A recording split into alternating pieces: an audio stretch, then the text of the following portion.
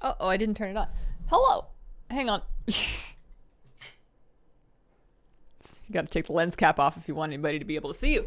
Hi, good morning, or good afternoon, or good evening, everybody, depending on what time it is for you where you are. These are dirty. I always wonder how my glasses get dirty, but then I look at my selfies and it's just my dog kissing me in the face. Hello. How are we all feeling this morning? BlizzCon Day 2. Are we bright-eyed? Are we bushy-tailed? Floppy-eared? Well-breakfasted? The Jesus won with a 6-month resub. Thank you very much for the resub.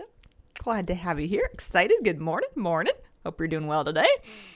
I could use a nap, which is later on in the day on the itinerary. For now, we have streaming. We're going to watch the deep dive, which is later. It's at the end of my normal stream time slot. So we're going to go 1 hour more than normal today so that we can watch that together on stream.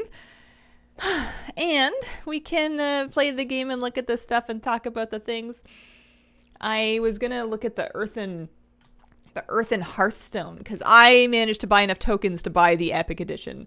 So I don't have like that much gold anymore. I managed to mostly spend down my Dragonflight Alchemy wealth, but I'm pleased with that. I think that spending it on, what did I get? I got like the, before this, there was another thing that they put up there. I bought the mount bundle. Was it, what else did I buy?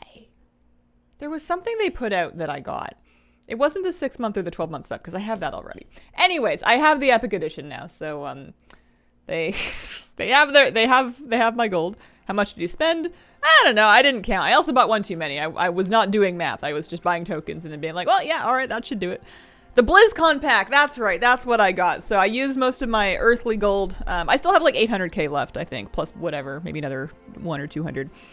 But I got the BlizzCon pack so that we had like Merca straws and whatever, and then we got the and also like the Blizzard mount. And then we got the Epic pre-orders, so they have their money. They should be pleased with that. Let's look at this Hearthstone. I was looking at this yesterday, and it's this is the Earth in Hearthstone that you get with the War Within pre-order. It's with the Epic Edition. It might be with the lower ones too. I don't remember. It's fine. It's lightning, Earth. Educated guess. More than 200 gold and less than 5 mil, because that's how much I had.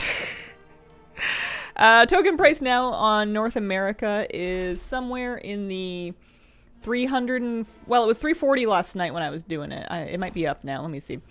Token, WoW token, 348, something like that. So not getting the Epic Edition. Holly Willers, thank you for the brand new sub 3 months in advance. Appreciate it. Also, Super Chief with a 30-month resub. Thank you guys. Happy 30th. Hope you've been well. This is my second stream in the last 2 months. Darn time zones. They're gonna get a little easier soon, hopefully. I was expecting worse. Yeah. I didn't think that tokens were gonna restock, but then it occurred to me that some people may actually want to whatchamacallit, we're gearing up Barnacles. I don't know why. To use those things before the season's over. People might want to buy the gold before the next season. We've got a raid coming out, and we've got a patch coming out like next week. Like, patch is super, super soon. I keep forgetting that because it's all BlizzCon stuff right now. Let's go get him some gear, eh? Get gold. Get gold for 10.2. What do I need gold for 10.2? I mean, I have like 800k. That should be enough, right? I can't imagine that I'm going to need any more tokens. Could use gold. I did a dragon race yesterday because, one, I wanted to play around with my new Elgarian Stormrider, but secondly, I just was like, well, that's 500 gold that I could use. It's 500 gold I could get to keep. Yeah, because his gear is what we call in the industry garbage. Sable with a brand new step. Appreciate it. Deep dive is in a little under 3 hours. A little under 3 hours. I did not do the storm races yet. I want to do that today. That's a good idea. Put 3 extra mounts in the trading post, tempt people into paying for them with extra tendies. Yeah, maybe. They're at least not new mounts. It would have been extra egregious if they had like 3 brand new, never before seen mounts, but these are the old recruiter friend mounts. I still don't have them. Although I have one more now because I got the Zevra. I also don't know if you get the tender. Like, I bought that. I don't think I got the tender unless they like mail it to you, or like the tender I feel like might be later because I still have the same 200 tender I had left over before, and I for sure bought the Epic Edition. Oh, you go to the chest? Oh, okay. Well, that's why then. Never mind. Don't mind me. Should we get some? What kind of gear does he want? Loot specialization. Guardian, maybe?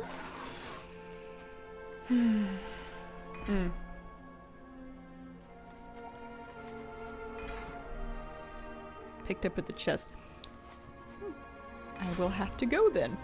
I think I'm still gonna save it for later. I feel like I made my peace with not getting anything else this month. So I feel like I should sit on that tender until they do something that really makes me feel things. So let's see, there's 398 boots, a 398 ring. That's a big upgrade for him. I'm not going to play this character. This is really arbitrary. I mean, I could play him, I suppose. He's Barnacles. The Dark Iron. Well, he's not Dark Iron at all. He's a Cultiran. Oh, he had an heirloom cape on. That's helpful. And then, don't need that. He's got Precious's ribbon because of course he does. And call that good enough. I want to do, bizarrely enough, I want to go do, I want to do some alchemy transmutes. Do you want to disclose when you stopped editing the news video? About like 15 minutes before it went up. I did it this morning. I recorded it last night and I finished recording at like 10:30 p.m. and I was like, I'm going to bed. I'll deal with this in the morning. And then I got up at like 6:57. Cranked it up before stream. Yeah, I have Starbucks. It's we ran out of coffee, so we emergency had some Starbucks delivered. So we sold some of those. We have more of those. And I just want to see, let's check the auctionist real quick. All of a sudden, I'm much more interested in gold from cooldowns and stuff because, you know, wow, look, I need it now. This is why I like spending all my gold. It's because as soon as I'm broke, it's really exciting to make gold, you know? Am I going to save Mog that drops for other armor types? No, I would rather eat my eyeballs. Sometimes putting things off till morning is the move. Editing in particular is something that I can do very late at night, but I am way more... I mean, I make mistakes all the time, but I make more of them when I'm editing at the end of a long day, especially if I don't want to be there. It's a lot easier for me to do stuff first thing in the morning if I can. Okay, I wanted to check and see... Dracathist with this profession gear, which is not as good. It is still profitable for Allison. Not by default, but on average. So let's do 10 of these. We're gonna get 3,000, so like 2,900-ish glow spores. We'll call them 2,800 and assume that we're gonna get some resourcefulness procs. Does she have 40k? She does. And then like another 400 gem dust. As people might need some of this. Who's to say? Heading in the right direction with warbands will be a game changer for many. Yeah, I'm really excited about that. I can't believe they announced a new X-Pack dropping for WoW. Thought it was only every 2 years. To be fair, they did say that it's going to come out in fall of next year, which is like a year from now. And Dragonflight came out a year ago. So that is still every 2 years. They're just announcing it halfway through. They're breaking the news real early. Brute Full Gaming, thank you for the brand new sub. Appreciate it. Also, Friends of Wumpus with a brand new sub too. Thanks. Transmog for the pre-order. I saw it briefly. I need to get it or upgrade it or something. There's dragon races I need to do. Storm races, something like that. BlizzCon summary patches are called expansions now. I see where you got that from, but I'm still not convinced until we find out more about how often this stuff is going to come out and how much content's in them. It still feels like an expansion. If they start coming out annually, though, and they want 130 Canadian dollars every time after tax, I'm going to be grumpy. Did they always announce the next WoW X-Pack at BlizzCon? Yeah, I think so.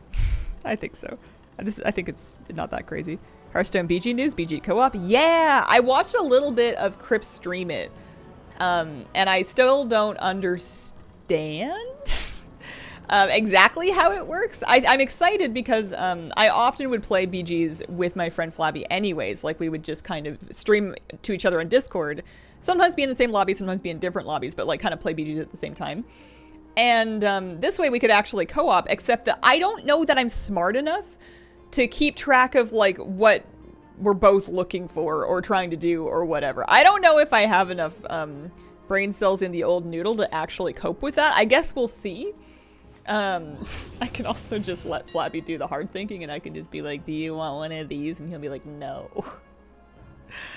Gross. Stinky. Stop that. That is his catchphrase. Breakfast. Yeah, chuck that up there. That'd be 70k if we can sell it. Does anybody want... Oh no, I want that. It's on collected cloth. I was running raid finders for Mog back before I knew that my life was going to change. During yesterday's stream. I don't know what I'm going to do now.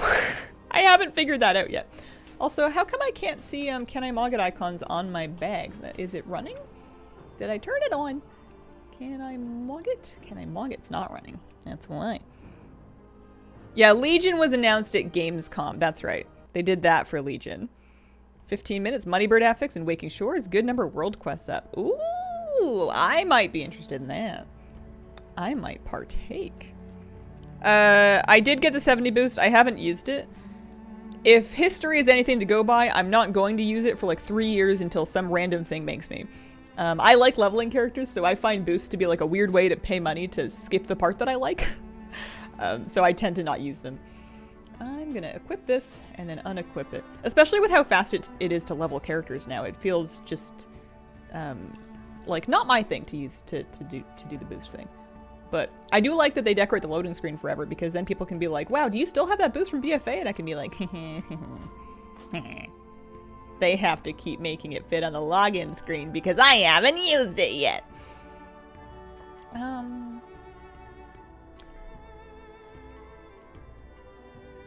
I was doing something. Do I want to make I mean, maybe people are buying stuff for end of season pushes. I wonder if I want to make any alchemy stuff. Quick little 5 minutes of crafting, anybody? Go bother Rust Feather. Yeah, that's a good idea. Level a dwarf. Add-ons using Dragonflight. I have a spreadsheet for it. I never did an updated video. I don't know what Flabby's BG rating is. More than mine. I'm surprised you don't use it just to clean up the login screen. Oh yeah, so these are the two that I have. I burned one for an event when I needed a character boost, but I still have a level 60 character boost and now a level 70 character boost. That's the new one. Let's do the dragon races. Is that what I wanted to do? How long until we can get rich in Waking Shores? What did we say? 70 boost puts you at 424. Not even worth it until the next X pack. Yeah, I mean, I can farm mounts and I can farm pets.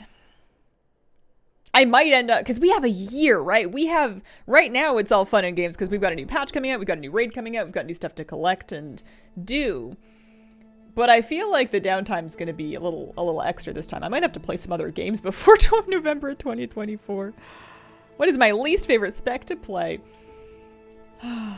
What is my least favorite spec to play? How do I make unfriends? Season of Discovery sounds like a different mode for Classic, like they would do it on separate servers.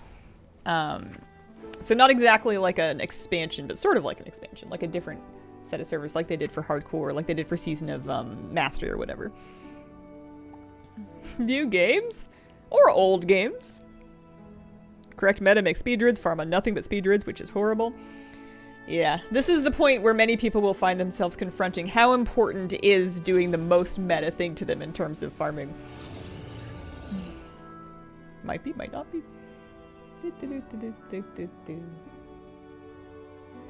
No, I can't craft anything. I was gonna go do, yeah, the Storm Race tour, that's right. So we do this and we get the transmog set. This is the transmog set with the pre-order. You have to do each of the Storm Race courses first. And then something upgrading it, we'll have to look into that.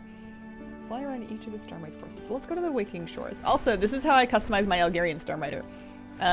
Here, let me show you that really quick, because I feel like maybe some people didn't see it. So I know they said that you can customize this thing, but like, have you seen how much? Have you looked at the options for it? Like the colors, there's the yellow, there's the red with the yellow, there's the default blue. And I wasn't all that excited about blue, but then I found out I could make it purple and I could take off all of the extra like stuff. Like there's pretty saddles and stuff like that, but I wanted it to be just like a bird with like a really simple harness, and you can do that. Haha. Why'd you copy my purple? You're purple. Who do you think you are? My purple. Yeah, you can do all kinds of things. You've got armor colors, you've got armor types. I just took it all off, and then you have different beak options, different like feather options and whatnot. So I just made it like a pretty birdie. I bought the epic one. I bought it with Blizzard balance. This bird is from the medium or the high version of the War Within pre-order. The buying the next expansion. And it dragon races. P starts with purple, so it percolates. What if it's hazels? Oh man. Crazy Yetta, thank you for the 14-month reset. Woohoo! It dragon rides. I haven't actually seen if it regular flies yet. I haven't tried to take it for a spin anywhere else. I probably should. That would be cool. That would be a first, right? I did unlock the Warcraft Rumble pet. You guys want to see it? That is Nomelia Gearheart. Nomelia Gearheart. Oh, somebody on like the Wowhead page 4 or whatever was like, this is an Amelia Earhart reference. And I was like, well, yes, that's true. I guess some people might not know that. There she is. She's, that's the Rumble promo. It does not take very long to do, and it does not cost any money, which I appreciated. I did the whole thing in under a half an hour, and I still have no idea how that game works, so you do not need to learn anything in particular. Storm Race Tour. Here we go. Wendigo Woolies was a BlizzCon reward for 2019, I want to say. Sounds true. I did get Nomelia. It's for doing the intro of Warcraft Rumble. If you get through the first zone and you defeat Hogger in Warcraft Rumble, and you're logged into the same BNet account as your WoW account, you'll get the pet. I didn't boost anybody. Barely played Dragonflight. Tips for things to focus on, prioritize after 70. It's a big world. There's a lot of different things you can do. Item level is a perfectly good thing to chase. There's a new patch coming out on Tuesday that's going to have new ways to get gear. I wonder if they regret the Wendigo Mog set because it's so ridiculous. It's perfect. The pet is called Nomelia Gearheart. Gnomelia. Gearheart. New one sees a Twitch drop or something. No. If they ever put the... I don't know. Have they put BlizzCon rewards on the Traders Post? If they ever put the Wendigo Woolies on the Traders Post, people will be happy. People will be real stoked about that because those are popular. Option on the bottom for the quest. Oh, okay. Well, I suppose I'll finish it just to be a good sport. Whoops, the daisy do. What drink did you get? I got a gingerbread oat milk chai today. I was gonna get a pumpkin spice latte, but apparently fall is over and nobody told me, so I got a gingerbread latte instead. I don't really do Starbucks for the rest of the year, but I'm all about the seasonal drinks. Wendigo feet are the best part. Bigger icons. Question is, are they only for this mount, or do they apply to the other ones too? I haven't looked, but I feel like they're just for this one. Based on nothing. Okay, let's try doing this properly. The Storm Race course. There's also a new thing. You get a thing called Lightning Rush that replaces Rolling Surge. If you get 10 stacks of Static Charge, you can get a sustained boost for a while. Static Charge, I think, is from flying near stuff. I don't really know. I haven't really... Yeah, fly close to walls to build up static charge. That's what it is. I don't want to fly close to walls. That doesn't seem like very good safety advice. You can't make me. I won't do it. Season of Discovery stuff seems interesting. I don't know. I watched the classic announcements off stream. I watched them later that afternoon. I got all comfy on my couch and put it on the big TV. And when I say the big TV, it's just the TV. It's a normal size TV. I think the thing that I'm most excited for is the self-found, because that's something I already know that I'm excited about, and I love hardcore. Season of Discovery sounds really cool, but I don't really like, or I have not so far been interested in doing any kind of end game, or even really group content in hardcore, or pardon, not hardcore, just in classic WoW. I like hardcore because it's very leveling and professions focused, and that's the part that I really like. So Season of Discovery seems neat, but I don't know that it's for me. And then I think Classic Cataclysm is hilarious, but I don't know if I would actually play it. Good for the Karens. Evening, Hazel. Good evening. Your bullseye. 96 inches. That TV I bought in Oregon, and I was like, what is the cheapest TV that I can get from Best Buy that is not like a meme? And it turns out that flat screen TVs got pretty cheap at some point. You can get like a, I don't know, like a 39 inch or like a 42 inch or something for like 150, 200 bucks here. Because I remember working in, oh, if I do that one, I can have the gold. Did they have the gold, the Dreaming Wind? So the Dreaming's in here. What's the buff? The next Dream Surge is in 5.5 minutes, and it's going to be the bird thing. So we don't do any gold world quests because we could get a lot of gold from doing those after. And that's in like 5 minutes. Fend, fly through Vacthros Essential Trial, Storms under Crater Circuit. I don't know where any of these. There's too much stuff on my map. I don't know where I'm going. There's one. Let's go do that.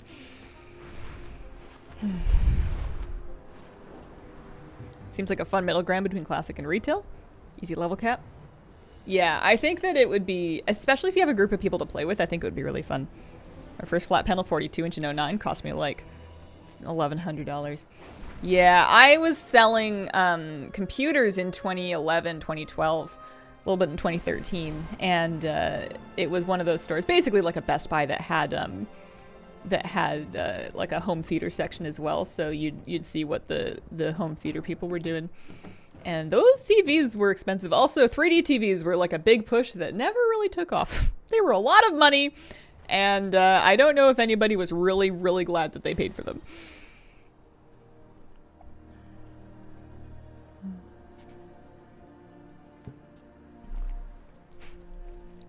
One of my coworkers sold me a good deal. Good deal. Even when you're a salesperson buying from your coworker, you still got to be a little skeptical of the deals. But on an open box TV back then, because I wanted one to put in my room to play my Wii on, because I had just bought Skyward Sword, because I still thought that I could recreate the joy that I had in childhood for playing Zelda games at that time. I was like, this is gonna be great. I'm gonna get a TV. I'm gonna get a game console because I have my own job. I can buy one for myself. It didn't really pan out. I didn't end up playing it that much. I didn't like it as much as I thought I was gonna. At least at that time. I ended up using that TV as a second monitor for WoW. It had terrible lag because these are the olden times. It had terrible latency, so you wouldn't really game on it necessarily, but you could kind of like put something else on it. I sat way too close to it. It was not a good idea. All right, Storm race course, please. Skyward Sword kind of sucked. The motion controls were interesting, but kind of janky. And I just, I didn't realize that a lot of what had fueled my love for the first Zelda game that I played, which was Wind Waker on the GameCube, was the fact that I didn't really have other games to play. And also the fact that I would look up walkthroughs and print them and just like follow them. I don't actually like puzzles all that much most of the time, especially not Zelda style puzzles. I mostly like, I had a much better time in Breath of the Wild because I like farming materials, I like crafting, I like preparing for things, I like grinding. I wasn't so keen on the weapon breaking, but no, neither was anybody else. Straight puzzles where it's just like there's an answer and you're too dumb to get it. Or at least that's how my brain interprets them. Not as much fun. What do you mean? You love puzzle games? I like puzzles when I know how to do them. Which is kind of not the point of puzzles. Oh man. Quest to upgrade the Storm Rider set. There was a little bird flying after me. There was a little dragon flying after me in game that had the quest for me that sent me to go get this. At least to get the set. Maybe there's a different thing for upgrading it.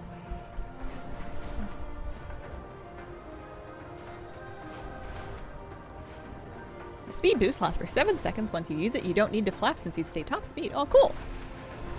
Don't you already have the set? I'm not convinced that I do. I'll show you what I'm looking at in a second. We'll land. So it says Ensemble Thundering Storm Rider's attire. Collect the appearances of the Thundering Storm Rider's attire. Maybe I just have regular Storm Rider's attire and I just missed that. That's probably what's going on. Because that's the upgraded set, I guess. And then I suppose they must have just given me... Yeah, okay. So you have the regular one and then you get the one with the lightning for doing the thing. So yeah, it was a bird that ran up on my character when I logged in and then called me one. Okay, should we do Gold World Quest to get rich? There's quite a few of them.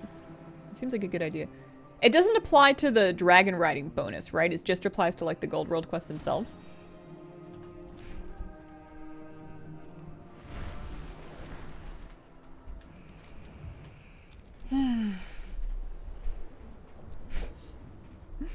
Stormbird turned into a regular man outside the Dragon Isles. That's a good question. I don't know. Here, let me find out. Let me find out real quick. Let's log on to another character.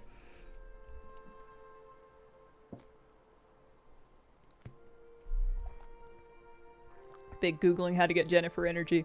Exactly. What do you think about the 3-day early access? I think it's dirty. I think it's so dirty. They're going to print money with that, and people are going to be really mad, but after, you know, a week into the expansion, people will be over it. And they're going to get their money and make out like bandits. I think Void Elf Druid is going to be a thing? Maybe? Not exactly anticipating it, though. Oh yeah, I was going to see, check to see if the map flies. 3 extra days for hot fixes. Yeah, I think that if you're somebody that is just really chill, or you don't know anybody else that's playing and you mostly go in alone, or all of the people that you know that are playing are also waiting and not buying the expensive edition, it's fine, because it's true. In the first 3 days, there's usually server issues, there's usually bugs, there's often bottlenecks. It's not a bad idea to take a couple days, go in a little bit later. But a huge part for me and for a lot of people about the hype of a WoW expansion is when everybody goes in all at once at the same time. And it's fun when people, when things break, and it's fun when the zones are kind of like really hectic and chaotic. And it's fun, like, you know, checking your guild and seeing, oh, what level is this person? What level is this person? You know, like that race to get in and get going is like a huge part of the expansion launch experience. And it's gross that they're paywalling it. But I think it's gonna work. A certain type of person is not gonna mind, and that's like they're gonna play later and it's gonna be fine, and I think that's great, but I know that's not me. What am I doing? I was checking to see if the Storm Rider could fly in regular world. No, you cannot use that outside of the Dragon Isles at this time.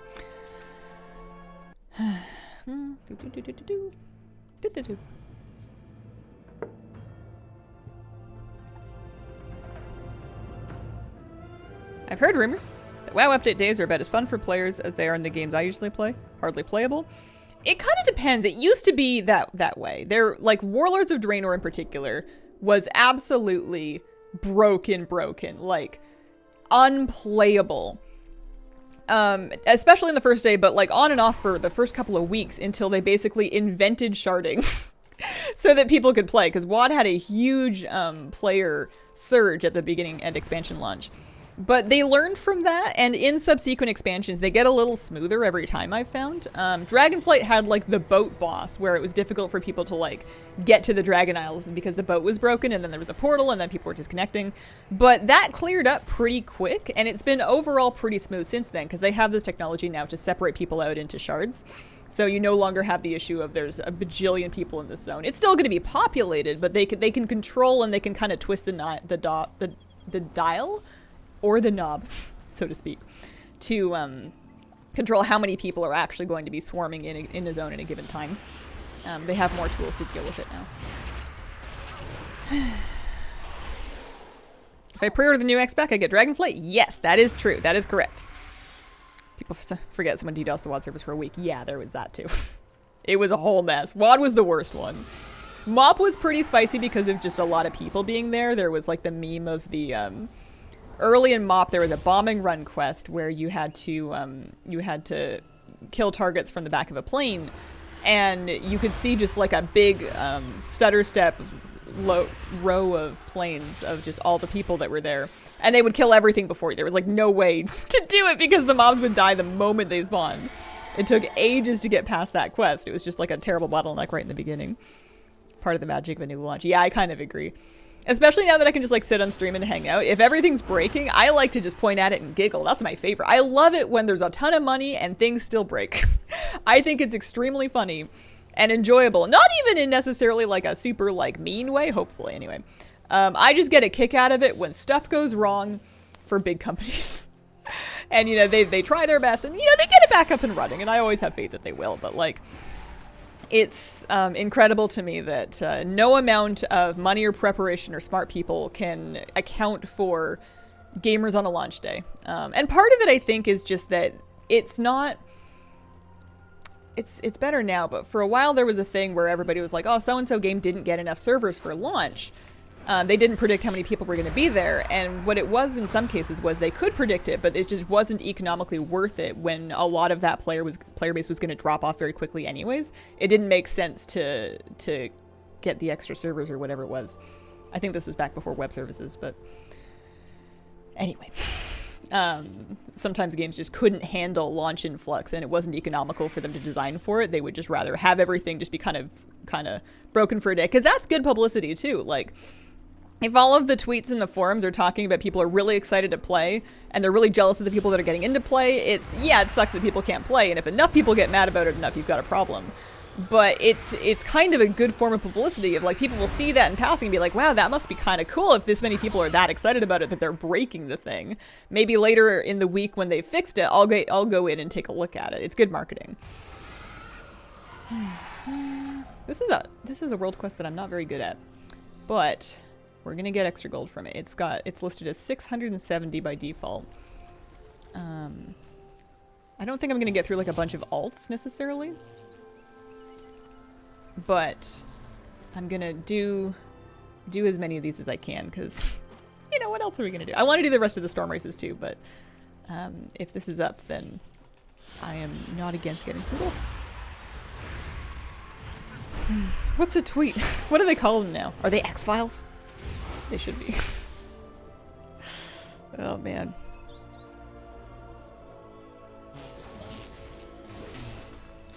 Might be good for streamer. Premium of ready-made audience and non-premium people want to see the new stuff, don't want to pay for it. Yeah, I guess that's a good point, actually. I hadn't thought of that. I figured, yeah, I hadn't thought of that. That's a good idea. Or not a good idea, but like a point. The, one thing that I thought about when they put beta in the pre-order as well is that's going to get all of the aspiring content creators, because when you're a new content creator, or just a content creator in general, a huge thing that can really make or break you is whether or not you can get into the beta so that you can test it and make content off of it before it comes out. That's huge. To the point that people will like pester community managers and social media. There's, you know, like it's a really big deal to be on like the list, because that gets you access to the stuff early so you can actually make content for it. And letting people pay for that is great because it democratizes it a little bit, but it's also a way for somebody that's like, they want to be a big like WoW creator. Of course, anybody that's aspiring to that is going to pay for that, because that gets them in without having to hope that they can like squeeze their way onto the press list. It's not the first time that they've done promotional beta access. I don't remember which expansion, but the same promotion that gave you Tyrael's Charger also gave you access to one of the betas. Because I remember getting in on that. Was it WoD? Yeah, it must have been WoD. Was WoD before or after Legion? I don't remember. Was it Mop?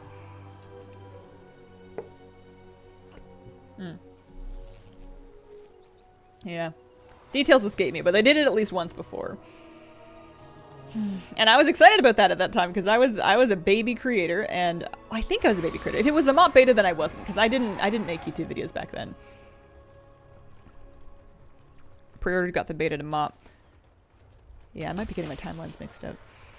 Humble question: when does it start? When does what start? The deep dive. The deep dive starts at noon, so in like 2 hours and 20 minutes. 2 hours and 20 minutes we can watch that. How does the mount change colors? At the dragon riding customization place. I need to get 2 more bees and move on, because I'm going to be stuck in this quest forever. You go to your Drake Rider's rostrum, or whatever it was that they called it. I need bothersome bees. That's somebody else's bothersome bee.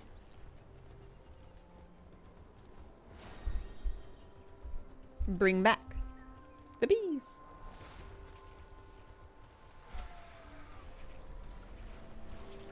I think these world quests are going to be a little more popular for a minute because of this this gold bonus.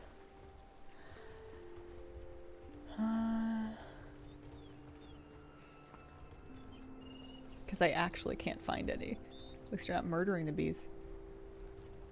Yeah.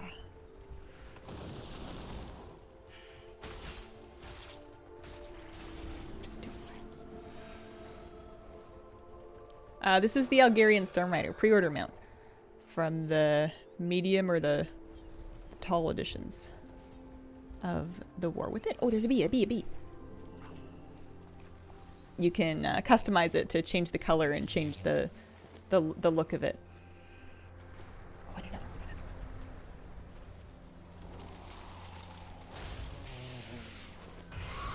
And then we're gonna go relocate them over here.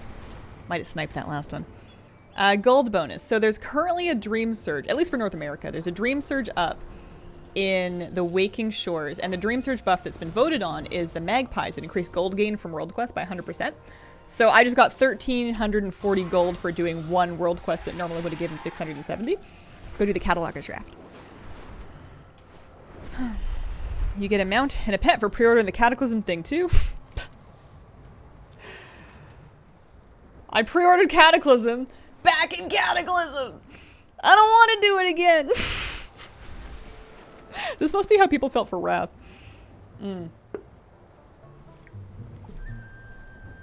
Angelic YouTuber? Not me. Grande or Vente after the tall editions, I know, right? I've got Starbucks in the brain. All the matching mugs are all different mugs? Different mugs. I like each mug to have its own spirit. And its own favorite beverage. And its own story and memories. Matching mugs feels like Meta Hotel. Why does Mizzen keep sending me mail? If I get all the Rumble minis, will Mizzen leave me alone? Dream Surge vote thing I believe is region-wide, yeah. I always thought they would end at Wrath. I thought so too. I thought that was going to be the case for sure. I'm still not convinced that they shouldn't have done that. Those are the extras. Yeah. Yeah, well, I bought the Cata Collector's Edition. I bought the box of it, actually, back then, because it was the first expansion I was playing from the beginning. I was so excited. No, he doesn't. Yes, he leaves you alone. This is, contradicting information. Did people ask for a classic Cata? Somebody must have. I don't know who. But I don't want to, rain on their parade. But it wasn't me. Me! It was I! There you go. Everyone wants the X-Pack they started in? I don't know, Cata was the first one that I played properly, and I don't want it back. I could leave those memories in the past. I feel like with Cata at that point I may as well play Modern WoW, right? Like, I don't know. I remember going to GameStop at 12 AM to get my collector's box of Cata. So that's that. There's another, yeah, Proto-Dragons, that's the gold one. Proto-Dragons and Hornswogs, those will both give direct gold. So I got another 1,200, so we're currently at 2,500 gold for this. I feel like there's nothing classic about Cata. Yeah. Are they gonna do things like add Raid Finder with Dragon Soul? Are they gonna do... I don't know, man. They already said they're looking at dungeon difficulties, so my favorite part of Cataclysm, which is when they royally angered everybody, or not everybody, but a bunch of people by making the dungeons crazy hard and difficult to pug at the beginning of the expansion. That part's not going to happen again, so I guess I can put that popcorn down. Oh, dear.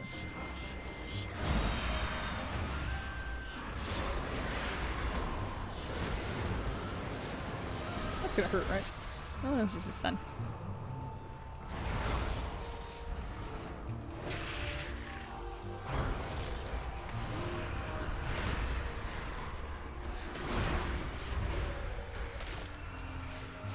I gotta keep doing at least a Mop Classic now, right? Yeah, that people would probably play. I feel like Mop would get more people back than Cata. I started in Shadowlands and I do not need that back. Love the Murloc onesie, wanted to see it with the hood on. I put the hood on for a little bit during the stream. It was just warm. Warm and hard to see. Big floppy hood. Oh, there's another dragon over here. I like the hard dungeons. I liked them too. They were just not right for Dungeon Finder. They were good for like pre-made groups. If you had friends that you could go in with, kind of the same energy that you get nowadays for like a Mythic Plus. That was great. You know, they actually required CC. They weren't just completely blitzable. They had interesting mechanics that you had to actually like play around and play through and pay attention to. But the problem was they did that and then they stuck it in LFG, so you were queuing up into random brooks with other people that were expecting the same level of blitzable content as before, and trying to get through one of those with a bunch of randos you're not in voice with them. It was a mess. It was just very difficult to pug. Catamop Legion for Classic WoD with a different timeline didn't happen. You don't want to go back to the garrison? What about the lumber yard? What about getting all the treasures? I remember when they pitched WoD and they were like, listen, you know the Timeless Isle? It's like all of WoD is the Timeless Isle. Woo! I like the garrison. You want to play it again from the beginning, though.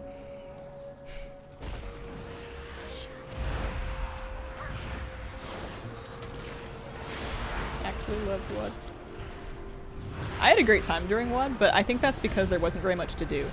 Endgame really got out of your way, which at the time was highly criticized. But it gave me time and space to get into PvP. You're gonna watch the Guild Clash? I don't plan to. Hi. How you doing, kitty cat? So if you guys, oh yeah, there's one more of these left, and then I guess if I have enough time, I could probably do it on one more character just to make another. Well, I mean, how much gold is this really? So we're talking like, say, 13. Yeah, it's some gold. It's pretty good. If you needed raw gold to like start up, this would be like the move. Would be to take as many characters as you can and do these gold world quests. But yeah, I don't know. Classic WoD, but they have to finish the XP. I healed through Cat Eye, still have nightmares. I was a troll resto druid during the Zandalari patch with Zilgarab and Zolaman, and I remember I was at a point in my life that I've definitely passed now, for sure. Definitely don't do this anymore. Where I was heavily internalizing everything, so anything that went wrong, my fault. How do I do that better? Which in one hand is a great way to get better at the game. On the other hand, it's a great way to mentally beat yourself into smithereens. I don't recommend it, but that's what I did. Oh, I don't kill them, I make them famous. Excuse me? Toss hats onto the frogs within the cliff drip cave to make them famous. That's all it takes is a hat. Hat to make even the most dull creatures more photogenic. I have not. I must have done this, but I don't remember it. Toss a hat.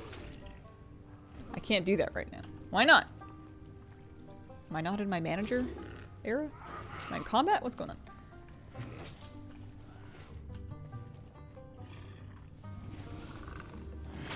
Cat's vibing. Kitties, auntie. How you doing? Splatters, thank you for the 3-month resub.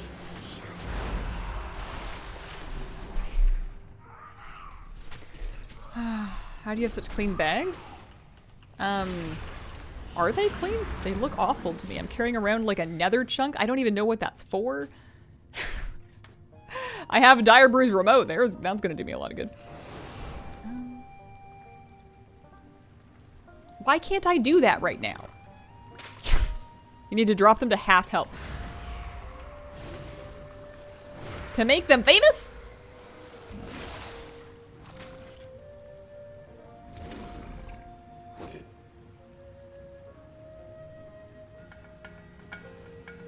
Read the quest. It's a world quest! Read what?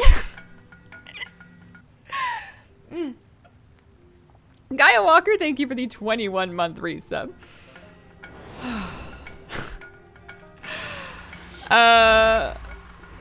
Why must we damage them to make them famous? Is this like an allegory? Battle scars are the real stars.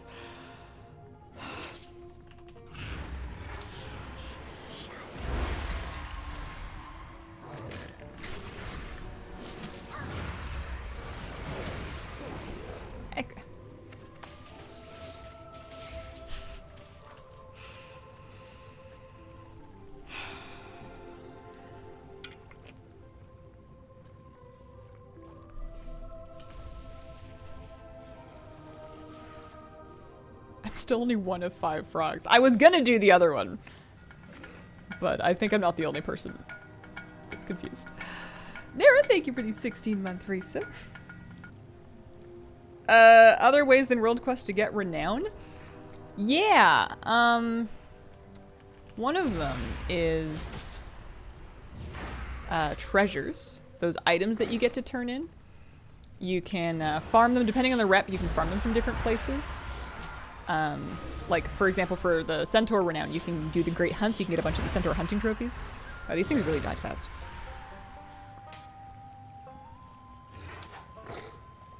Basically, any source of rep for like the Niffin, Sniff and Seeks are a big way to get rep, as well as Researchers Under Fire. Sound like what you have to do to break into a Hollywood career.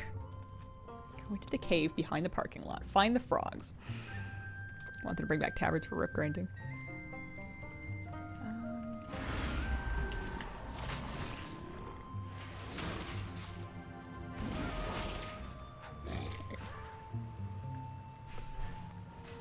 I don't think that the Dragon Race World Quest count for extra gold. I think the gold needs to be direct on the World Quest and not in a bag. I could be wrong, though.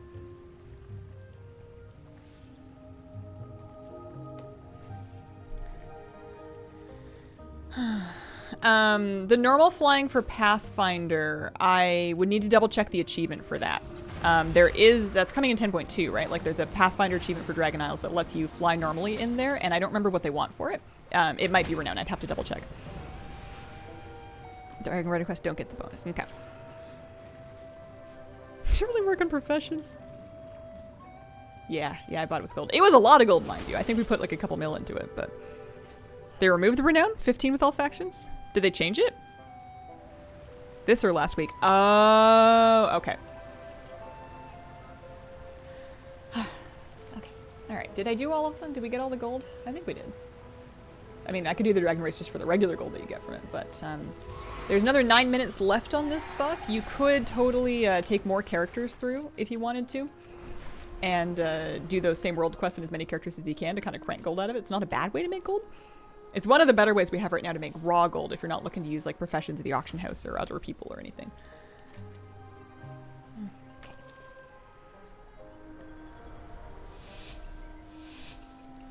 I couldn't believe, I was very surprised when I read that the thing in War Within that everybody was really excited about reps being account-wide. When I read that thing in the interview about how that's only for War Within reps and renowns at first, or at least it may be in general, like it's going forward, which is good. But I feel like that's not what a lot of people were cheering for when they first announced that, because they did not put that in the slide. They snuck that one in later. They knew people wouldn't be super jazzed about that one.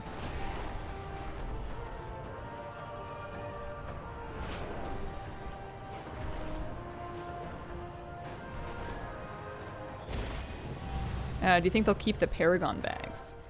It's a good question. They've been kind of not that worth in, they've been kind of not that worthwhile in Dragonflight, honestly. I haven't really felt any need to get any more. It's not like in Shadowlands I was actually doing them. I would go do the emissaries and whatnot and mission tables and get Paragon bags for the gold, but I thought it was all reps. It's not, yeah, it's just going forward. It's not retroactive. Rough crowd for Hearthstone and Overwatch. And then it's weird to have skipped ahead for BlizzCons and to be in a new world where there's apparently no such thing as StarCraft or Heroes of the Storm. Like, I know that they kind of like retired Heroes of the Storm, and I guess they haven't done anything new for StarCraft in ages, although I feel like they should. I feel like they could just still do something cool if they like actually updated it. My understanding, based off of a note that somebody took out of the group interview, so based off of not very much, is that they're hesitant to make the old reps account-wide because unless they make some big like tech changes to do things like make daily quest lockouts account-wide, if you just add all old reps to an account-wide bar, then all of a sudden the best way to do them, and I don't know if this is the biggest problem in the world because they're old, right? But like, they don't want the best way to do content to be to take like 25 characters and do all of those dailies all in one day. And having a rep be account-wide lets you bypass time gating like that, so...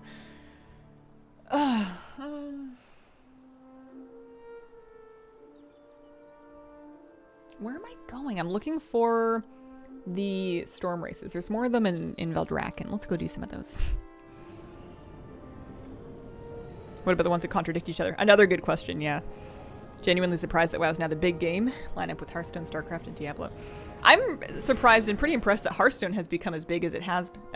Like, I guess it's more accessible and it can get people that weren't PC gamers before because it's just on the App Store. But seeing Hearthstone, which it wasn't a meme when it came out, but it seemed just like kind of like a fun little mini project. Seeing it get as successful as it has been really cool.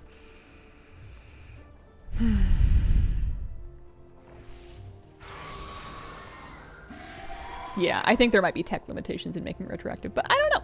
I don't work on the game. I just make derivative YouTube content. It was just a fun little mini project. Nice to see you playing the Hearthstone MMO. Speaking of mobile games with Warcraft, you guys played Rumble yet? Now that that's out, maybe played it to get the Nomelia Gearheart pet. What do you think? You having fun? Did they get you? Are you in? Are you gonna play every day? So far, love Rumble. Yeah, pretty boring. Really like Rumble. I found the tutorial. Honestly, I could have stood to be tutored a little bit more, which is funny. I'm usually the other way around. They showed me how to put minions on the board, and then they were kind of like, "Good luck," and I was like, "Okay." I guess they cost mana, gold? Question mark. It was a bit of a. I don't know. We made it through Hogwarts, and that's the important thing.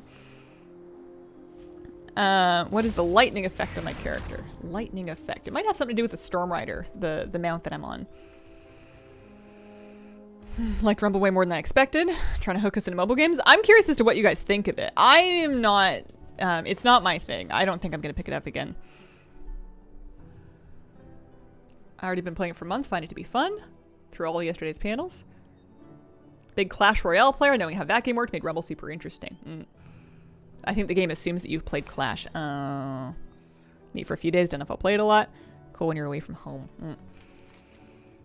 Yeah, it didn't super grab me, but it looked really cute. Like the graphics were nice. I could see the appeal of the flash of it.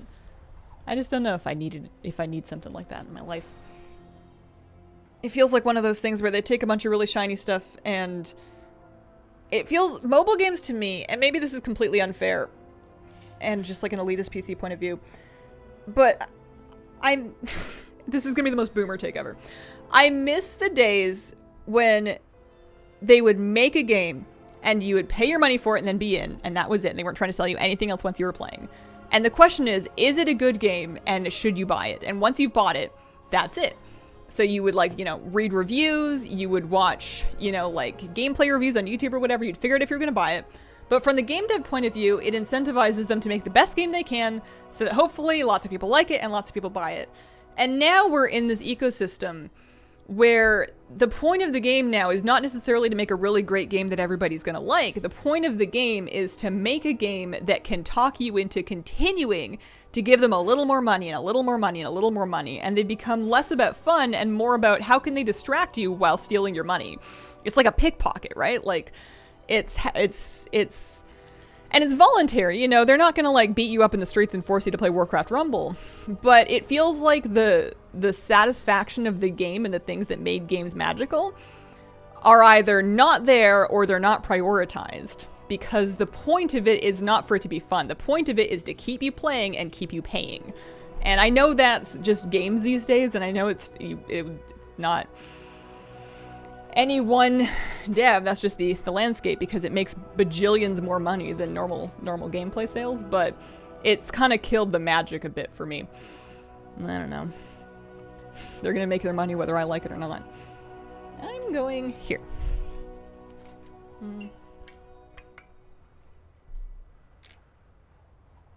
They did in fact beat me up. I didn't check. That is true. My dearest apologies. Let's do the Storm Race course. And it's not like WoW is much better, especially not anymore. Like WoW is increasingly heading in that direction, like a lot of things are. I think every now and then we're going to get an indie game that is made by people that feel the same way that I do, and they're going to make it the old-fashioned way, and gamers are going to be like, this is what we were missing, this is what we wanted. And then people will play it, and it'll be like this big success, except that it will still make like a 10th or 100th of the money that one of these other games makes. So like, yeah, they can do it, and but it's never going to be like the new norm again. Yeah, I heard Baldur's Gate 3 was very good. One game that I actually really have been playing recently that I enjoy is Animal Crossing New Horizons, because I like that when I'm in it, they're not trying to sell me anything, or at least they're not trying to sell me anything for money. They're trying to sell me stuff for bells. I guess I did buy the DLC, but it's kind of like a more old-fashioned business model. Like, here's your game, play this for a couple of years, maybe a couple of years in we'll sell you like a little expansion pack or a DLC or something, and then you get that and then you have it, you know. They're not trying to make me buy sweaters for like, and it wouldn't even be sweaters for money, it would be sweaters for like golden tickets that you buy for money, and it's... Those things aren't there for you. They're there to make you... They're there to convince you to pay, and to make it less painful for you to pay, make it easier for you to pay them. And it's, you know, it's not like I'm gonna quit gaming. And it's not like I'm in such an ethical industry either. But it just... Ugh. Uh-oh.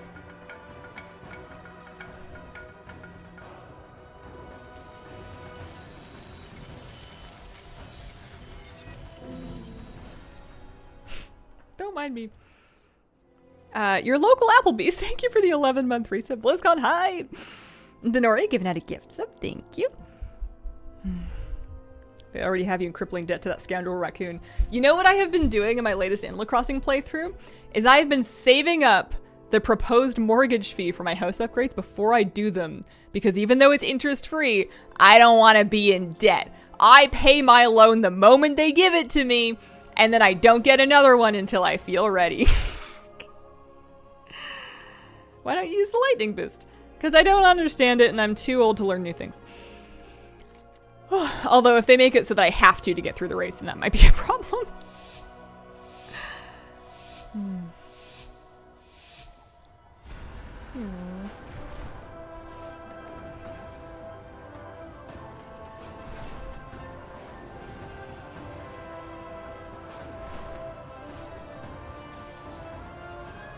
So are the Storm Race courses designed to keep you closer to stuff so you can build up the static charge? Work in video game dev, sadly marketing teams have more power than we do. And it's not surprising, that's how money works. I think the only people that are going to be able to do anything differently is like indie teams. And like I said, they can do it and they can do great, and they probably will. We probably will get more games like that. And some people will just play those and they'll decide to leave all of the money farms behind and not worry about them. And maybe those people will be happier for it, but the major gaming landscape has just changed. It's just kind of, it is what it is. Want to make the best game, you have the money limitation.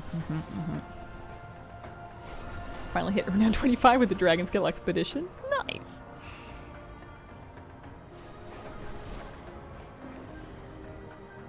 Are these unique dragon riding races only accessible by having the Griffin? You need the War Within pre-order. I don't remember which version comes with it, but the storm races come with the pack.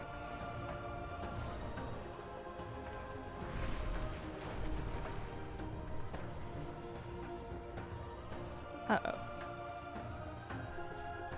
I really am gonna have to use the thing, aren't I? It's not so good for steering.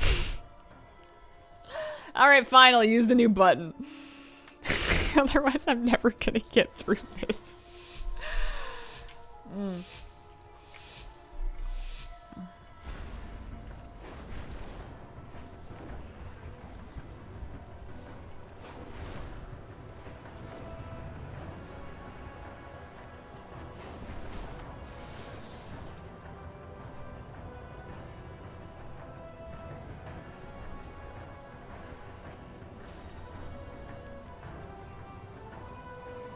I'm looking for a good time to use the big button.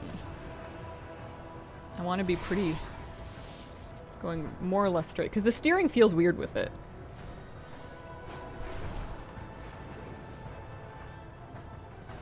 It's like a 30-second cooldown as well. Plus you need the I'm saving up to get a bunch of up flaps. That's what I'm doing. Oh, they're giving you free static charge. That's what those little bubbles are. Oh, that's why. I knew there was no way that I was going to have enough to do it on my own.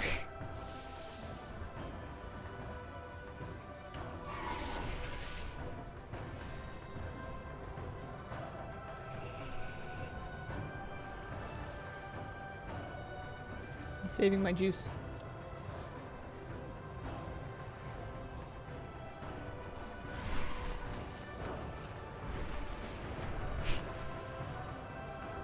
Wow, would you look at that?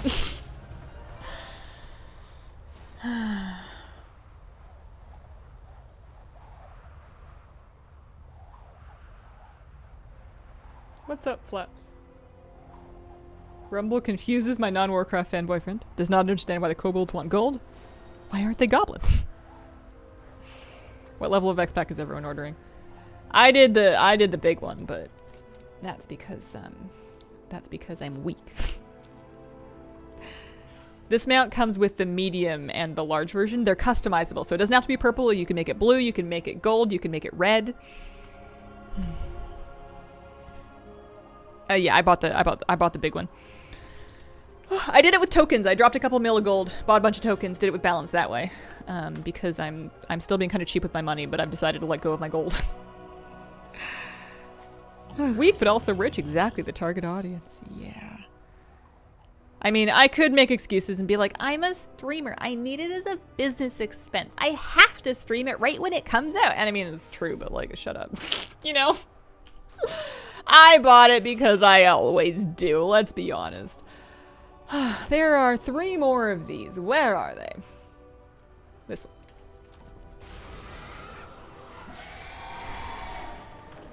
Game time basically the same cost as the middle pack. I read a bunch of WoW comments where people were arguing about the math of it, which I thought was a strange thing to argue about because I felt like it should be objective, but I also couldn't be bothered to go like actually run the numbers. Hemsa, thank you very much for the 42-month resub. 42? Why is Cinderella bad at soccer? She runs away from the ball. Yeah, it checks out. It's also tough shoes for it. As a streamer, can you write game purchases off as a business expense? You can. The question is whether or not you want to justify that to the CRA or the IRS or whoever it is if they come asking questions. I am a little conservative with what I choose to claim and write off as a business expense because I don't really want to get audited, and if I do get audited, I don't really want to have that conversation. So I don't write off very many things. I write off like my editing software and I write off like my camera equipment and stuff because that's more cut and dry and straightforward. You would need to prove that you wouldn't have done those things otherwise and that you needed them in order to do your job. And I just can't be bothered to have that conversation if it ever came to it, so I don't write that stuff off. You could though.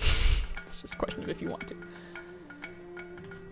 Wheeljack, thank you for the 3-month resub. Very much appreciated. Also, I feel like it says a word, but I'm terrible at reading the ones that have letters as numbers. S3N71 with a 3-month resub. Thank you. As we say on this channel, math is boring and surprises are fun. Your accountant also doesn't know what you do. True. He asked me at the very end. It was very funny to me. We had filed my US return and my Canadian return, and I was in the office and we were settling up, and he was like, so what do you do? What actually is it? And I kind of give like the layman's version of it, and he was like, oh, that's very big these days, isn't it? And I'm like, yeah.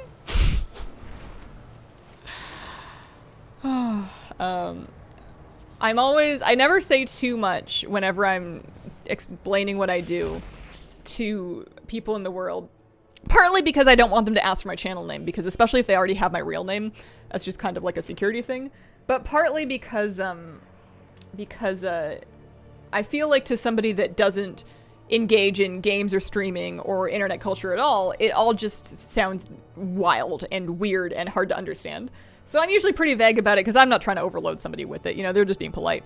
But I always am worried that being cagey about it like that is going to make people assume that I do like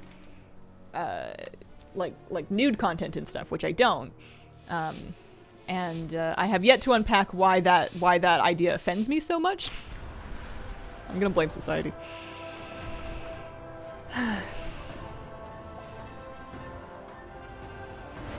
Yeah, it's that's a lot of people's gig. I have nothing but respect for it. It's just not my gig. Online entertainment, let them wonder. 10.2 is the last patch. I think with the patch they're pushing out content, there would be a 10.3. Yeah, they haven't confirmed what they're gonna, like, I don't think they're gonna leave us just in Yggdrasil for a year.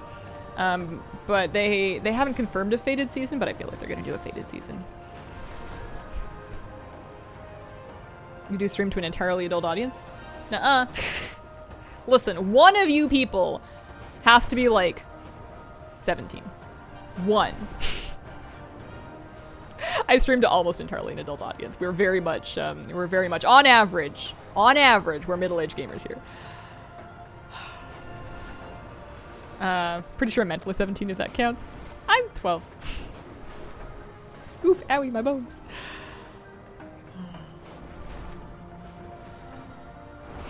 Yeah, stay PG. My logic for why I always stay PG, A, because it's easier to keep your content advertiser friendly when the advertisers can't make up their minds as to what they do and don't want. But secondly, you know, some of you are parents and some of you just like have it on. And I don't want to be the reason that little Timmy Jones, you know, Sarah Bean, learned a bad word. They can learn that from school as time intended it, you know? I don't want Hazel to be the one that taught them that. It's my 4-month-old count. He's watching the stream. You can worry about your toddlers going on anti-capitalist rants about society while doing nothing about it. Performative activism.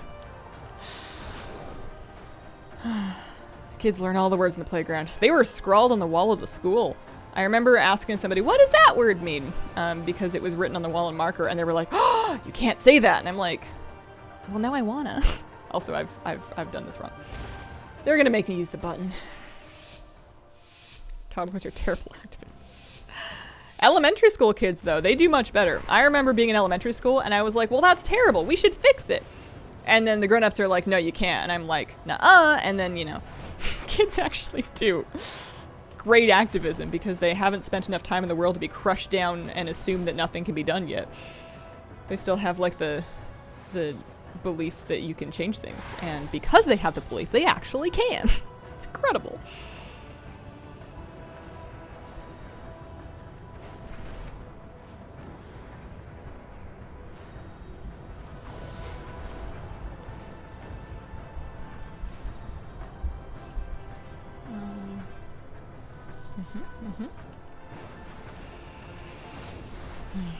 I think I'm mostly doing this just so that I have it done. I don't know that I'm gonna... Oh, dear me.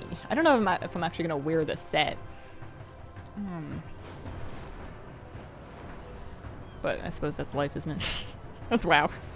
You don't have to use any of the stuff. You just have to get it. What is this? Storm races. Storm races on the new mount. Part of the War Within... one of the editions. I need to check the editions again. I bought the Epic Edition. Anything for getting gold in storm races? An excellent question. I don't know. You just have to do them for the... You just have to complete them to get the upgraded transmog.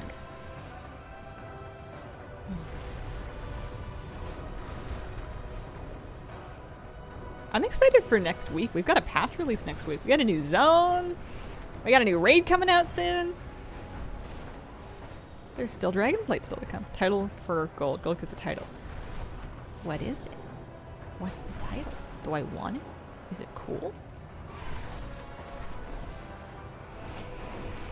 Is it like Storm Rider? Cannot wait to get the leather outdoor set. The Storm Rider. Storm Racer. Those are different answers. Storm Rider. It's not Rider of the Storm. What are we doing here? Can I see uncollected titles? No. Can I see... What would it be called? Expansion features, dragon riding. No. Isles Racer, that's just gold for all the things. That's a regular title. Am I going to play Season of Discovery? I don't know. I mean, I said I wouldn't really... I said I didn't know if I would play hardcore, and then that one got me. So who's to say? Maybe.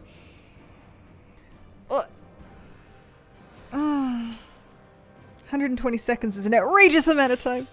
Are you outraged? Is it getting you?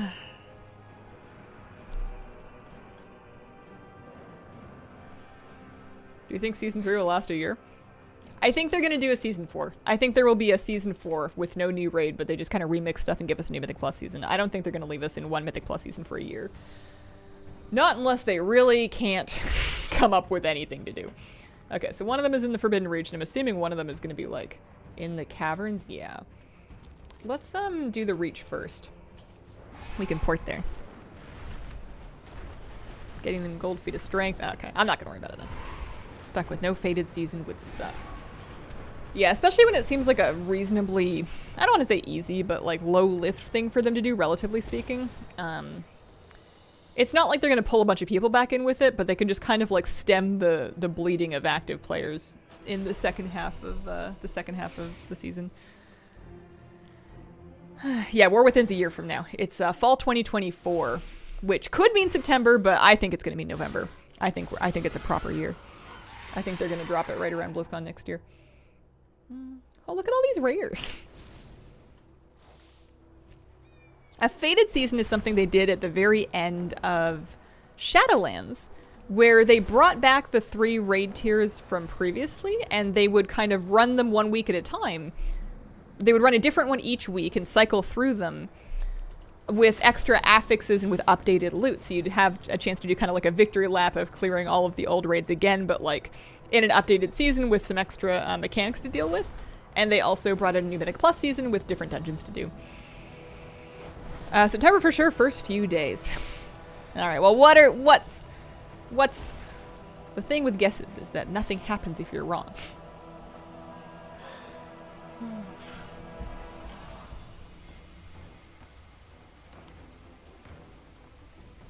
Fall was on one of the slides. I believe it would also be somewhere in the expansion pre-order info, because I think they have to have a release window in order to sell pre-orders legally. I hate the year season timelines because they mean nothing here where I live south of the equator. Yeah, that's got to be confusing. Somewhere in between, I mean, I feel like it's not even legally fall until September the 21st, right? Something like that. So it couldn't be the first few days of September. It's a later rush problem next year. They've also moved release windows before. I think maybe there's like penalties for doing it, but they have done it. Whatever the expansion was, there was one of them that they pushed back because it just like was not ready yet. On the pre-order page, there's honor before December 31st, 2024. Oh, okay. Interesting. So they are leaving a little extra wiggle room then. It'll probably be December. Maybe? I'm pinning my guess on November. This is an argument we will not resolve until next year. Shadowlands, look what good that did. Deep dive will be, I guess I don't know. The stream that I have up there is the Blizzard one, but maybe they'll put it on the WoW one. We can change it on the fly if we need to.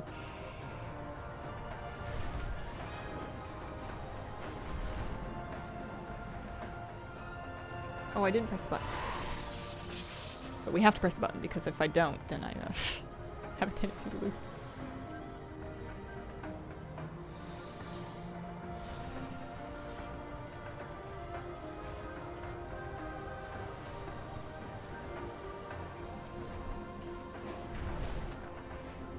Can we do it? Oh no, there's more.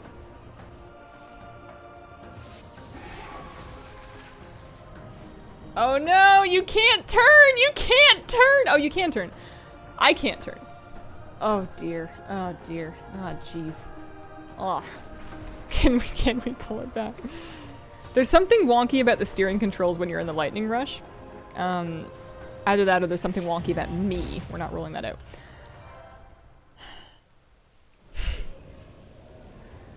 You should only use that on straight aheads. I see. Sorry. Straight line, it won't turn. Tooltip says it hinders movement. Control is super wonky.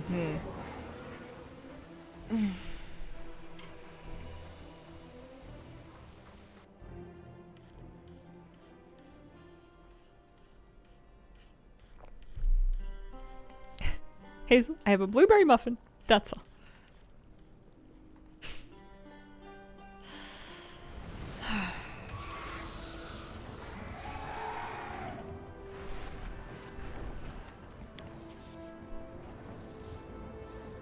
Stick around in each race to get gold to get the Storm Rider title? Oh, that's cool. Good idea.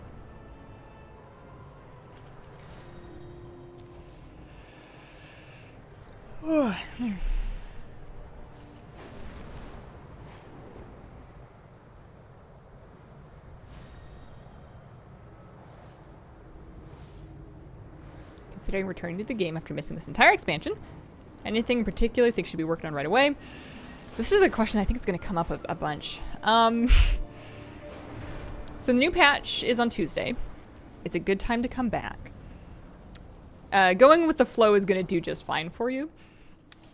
It kind of depends on what... There's a lot of different ways to get to the same goal now. Like if you want to get item level and you want to get your gear upgraded, there's a bunch of different ways you can do that. You can focus on outdoor content, you can focus on raids, you can focus on dungeons, you can do PvP, you can mix and match. If you're more into gold making, you could do raw gold, you can do professions, you can do old farms, you can do new farms.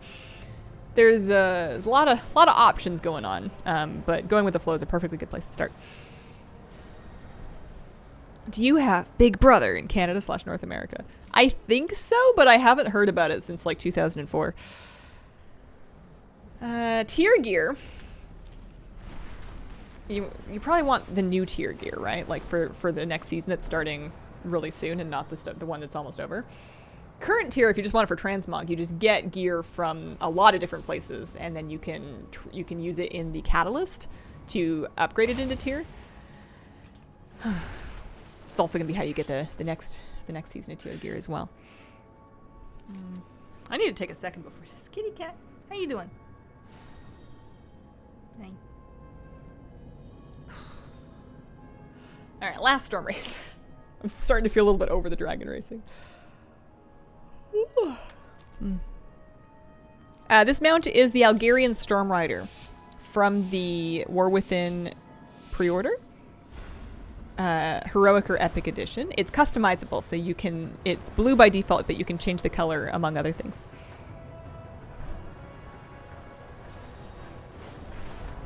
After 50 attempts, must be more than that. Got the correct amount. There is hope. Oh, nice. Maybe I should work on that today. That'd be a good thing to do. Move my characters back out, see if I can get groups. Oh yeah, I was also farming Zerlik Caverns Rares for pets. That's right. I wanted to get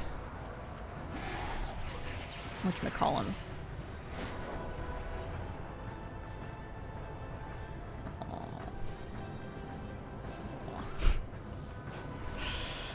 The Aquafo, and I wanted to get the Underlight Queen. The Underlight Moth from the Underlight Queen, that's right. Although if I wait another patch or two, maybe I can just solo them?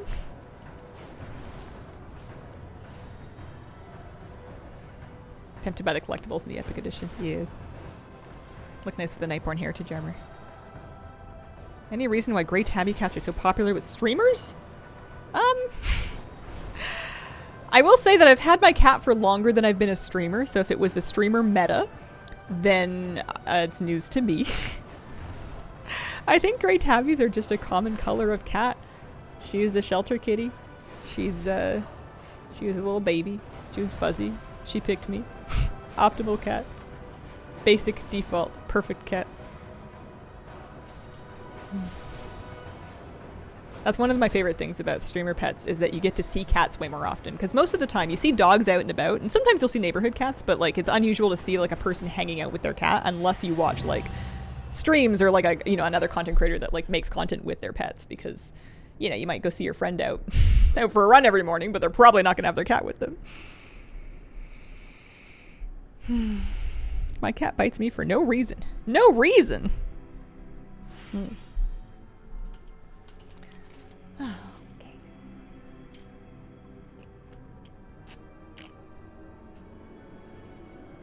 okay. Did you ever finish hardcore? I got to 40, and then that's basically where I was at. My hardcore warlock is still at 40. Why do Grey Tabbies tend to choose streamers as their humans? Ever think about that?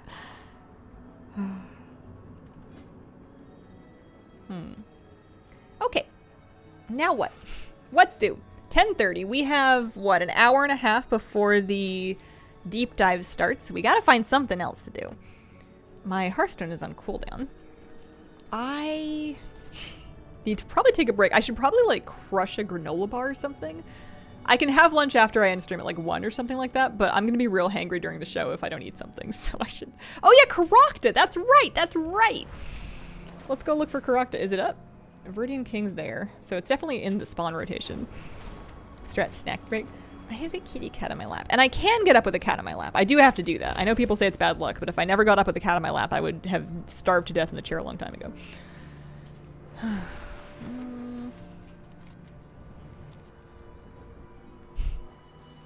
Any hopes for future pet battle content?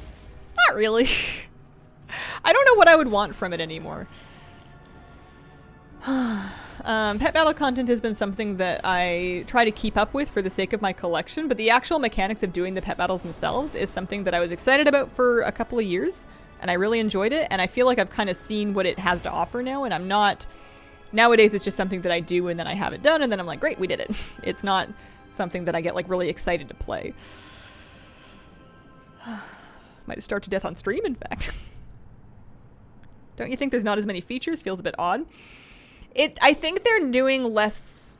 I mean, they're still doing stuff, but it feels like they're doing less stuff this time around. And to be fair, lately, the last couple of expansions, they've done a bunch of features like these are island expeditions and this is Torghast. And people almost universally have been like, what is this? I hate it. Make it go away. So maybe they're like, okay, well, fine. I won't make it. Stop breaking my crayons. Delves is fun. Basically romance brand bronze card. Do you think the 3 expansions are the last ones? Nah. No, I think they're gonna keep making them for as long as they can. Want to know more about warbands? Bring an alt as an NPC to those delves. My total copium hope for warbands. I don't think they're doing player housing in War Within, because if they were, they would have led with that. But I think that at some point along the line, warbands are kind of laying a foundation for them to do a housing. And I want my alts to be the NPCs in my little player housing city. I want a warband base. I want to be able to say, all right, my druid is the bartender. And then when I log into my priest, my druid is like selling something behind the bar or whatever, right? Like, and then, you know, you can have the garrison tech of having your pets run around and having your mounts in a stable and having your armor racks displayed. You can invite people over like the garrison. That's what I want. I don't think they're doing it for War Within because they would have told us. But I betcha, I'm hoping anyways, I'm copium hoping that before they're done with the next 2 after that, that they've come up with a warband base, because holy moly, that would be cool. Any character groups? My druid as the gardener. Do you think he'll give Ghostcrawler's MMO a try? I didn't know he had one. I haven't kept up. I don't usually play other MMOs, though. New login screen looks pretty cool. Yeah. They expect after. I think they'll add it to offset the dark theme. News in Wowhead about crossover guilds. Do we believe it? Yeah, it was, you can find the note in the group interview notes that WoWWiki posted. It would be a weird thing for them to lie about. It seems like something that they would have, that maybe they're going to talk about in, like, the deep dive or mention. I feel like maybe they'll say something about it today, and they just kind of dropped it a bit early in the group interview. He doesn't have one. He revealed it recently. They're working on it. Oh. My policy for other MMOs is I will get excited about them if they come out and they're successful and people are still talking about and playing them like 6 months to a year after they've been launched, because otherwise you're just going to get drawn into every new world that comes out that people have moved on from like immediately.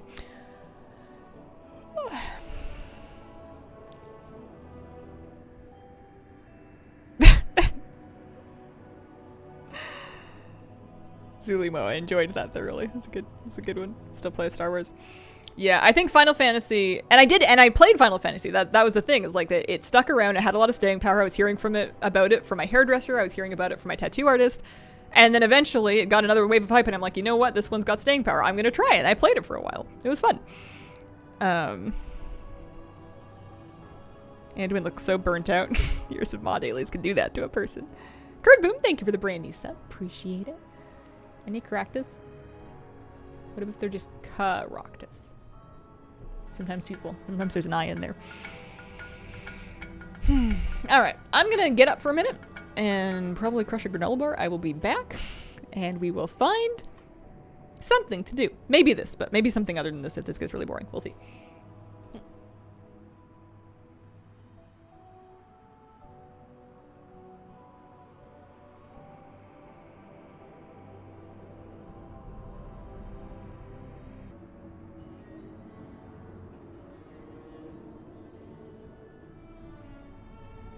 Alrighty, hello. Oh, how's it going? Let's see. Oh, hang on. Let me this is an hour and a half to go still, but I can go into the thing and actually like open it, can't I? Let's unlock it. Let's interact with it. Let's like watch it and then full screen it and then make sure it's muted.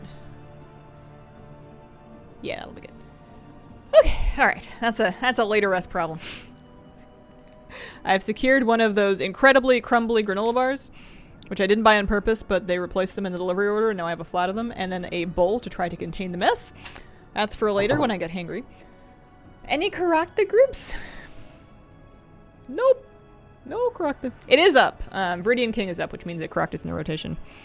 Did you get decent sleep last night? No. I was up late recording the news, and then I was up early editing it. And also, I was just like...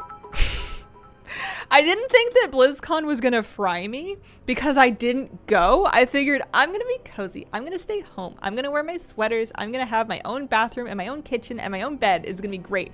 And it is great. Except that I didn't account for the fact that I would be really excited and I would be a little fried from streaming for 5 hours. So no, I didn't sleep super good. I'm gonna have to catch up with a nap at some point. 21-month resub from Press A to Craft. Thank you very much. And Kingfisher Games. Listen, it's a bit confused here. Isn't Calphalos Silverman and Ghostlands? Like, that's not a place for an expansion to take place. There's also like that place where the raid is, Sunwell. There's more. They just do more of them. Funny you'd think, hey, I had a big day, I'll sleep like a baby. I think I would have if I hadn't had to get up early, but it was just I didn't get started on the news video until a little bit later because I took some time decompressing after turning off the stream. I underestimated what how well I would cope with a 5-hour stream. I figured it wasn't going to be that big of a deal, but I had a blinding headache. I think it's my lights. My overstimulated? Yeah, it's just the BlizzCon tradition. At least I am not hungover. That's one thing. One thing going for me. So if I can't do Caractacus, what else do we have? If I can't do Caractacus, oh, I could do 5 minutes of crafting. Gotta make some more gold. We gotta replace our stores over here. Listen, Rustfeather and I will chat like when I'm ready, which I feel like is not today. Oh, should be a group up now. Wait, I'm coming back. Caractacus. Yes. Send me in. Favorite feature or thing about the new expansion? Warbands. I can't wait for them to tell us more. I need more goodies. I need more gimmies. I need them to explain to me how they're going to make my life better with all of my alts. Nail painting before deep dive? Nail painting yesterday before the regular thing. Unless I wanted to like put polka dots on them or something. I did my nails on stream yesterday. 10 push-ups every 30 minutes, sleep like a log. I did some push-ups the other day as part of my workout and realized that push-ups are extremely difficult if you're not used to doing them. Planking is not easier, but I can plank for longer than I can do push-ups for, that's for sure. Found it. You couldn't turn easily, Whirling Surge. Yeah, it's the Algerian Storm one specifically. I found that out the hard way too. Rumor has it you want to use that when you're going straight for a while, so you can take advantage of the speed boost without getting nailed by the lack of turning. Working out substantially, can still barely do a proper push-up. Getting close. Nice. Whenever I'm doing the core exercises, I always suffer and complain, but then after I'm like, oh look, my Abbies. This one's Abigail and that one's Abdul. it's an Animal Crossing joke. One of the jocks makes a joke like that. But they have another, like, 4 names for other names that start with AB. And the only ones I can remember are Abdul and Abigail. Yeah, it's a good joke. I didn't write it. I use it every time, though. I use it every single time. Be able to do a proper, unassisted pull-up before I turn 50. Abraham, yeah, that's a good one. That's a good one, Abraham.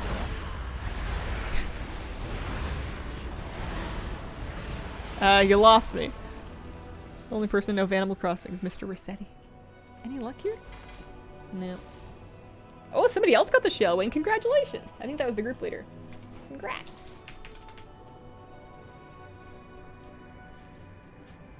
Well, now I kind of want to camp it out on a bunch of other characters because it could happen. It could be real. Here, let's log on to my evoker. The Able sisters. Abel, perhaps. Abernathy. I need more female names to balance it out. Good luck on Caracta. Considered playing the older Crossing games. I played New Leaf on the DS. I like New Horizons too much, though.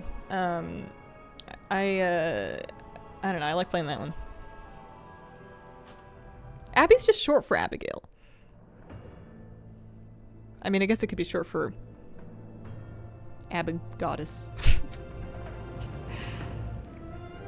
Why did the new cinematic and trailer bring tears to my eyes? It's because that team knows what they're doing. They're on their game. A Barbara.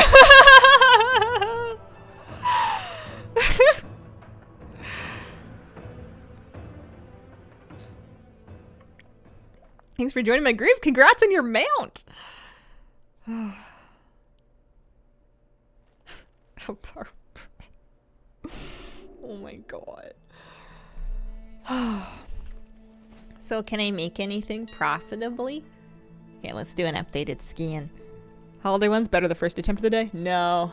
No, it's a flat chance as far as we know. The rotation of them is weird. It's not like a daily lockout or a weekly lockout. It's kind of in between. You get 1 chance per rotation, and they rotate like twice a week? Abaddon.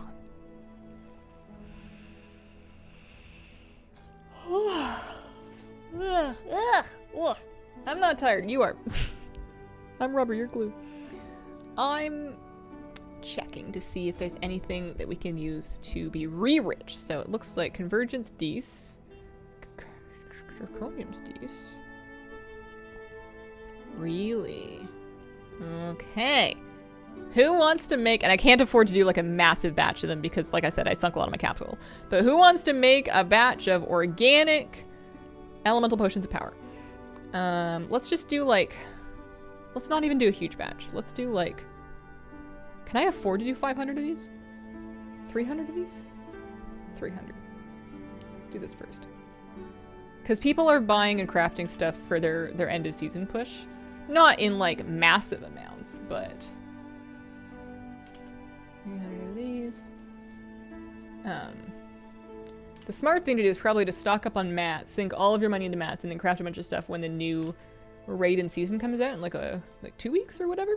Week and a half? The 14th?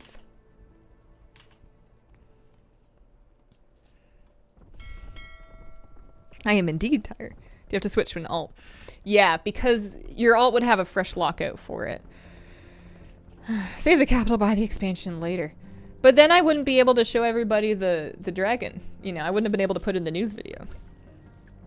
Got the auctioneer's mount, didn't play VFA? Yeah. Yeah, it's pretty nice. Also, I guess we have Convergence already that we were still trying to post. Can we sell any of those? And then also these. We'll do another batch of them because we bought the stuff. Happy to sell Flavor Pocket yesterday for 65k. Nice. Both can be true. Puts in coffee IV. Got a fish to sell in a few weeks. Dragon Griffin or the Griffin Dragon? You can pay people to make you specific things? Like work orders?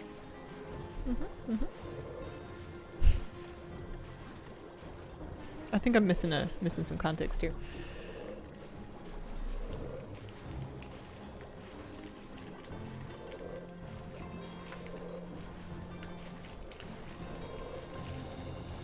I like the Griffin Dragon because it dragon rides without being a dragon, and I'm just kind of sick of looking at dragons.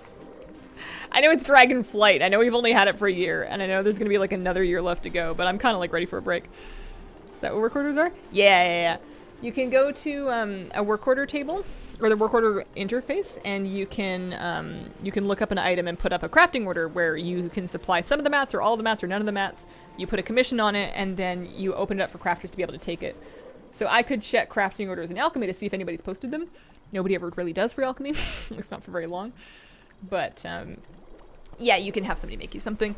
If you want them to make you, like, a top quality version of it, that's usually worth finding a crafter that can specifically do that, which means that putting in a personal order and asking a specific person to make you a specific thing, as opposed to just putting it up publicly for anybody.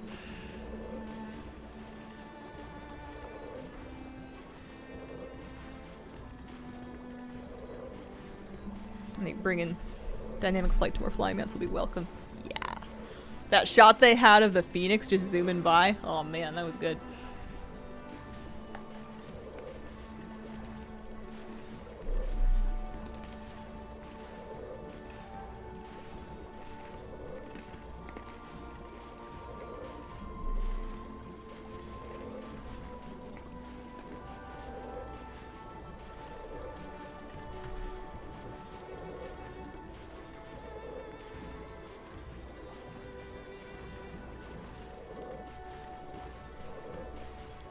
The warband photo, people were noticing the Dracula was wearing leather.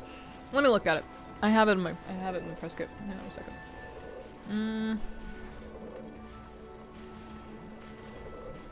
Press kit. Features.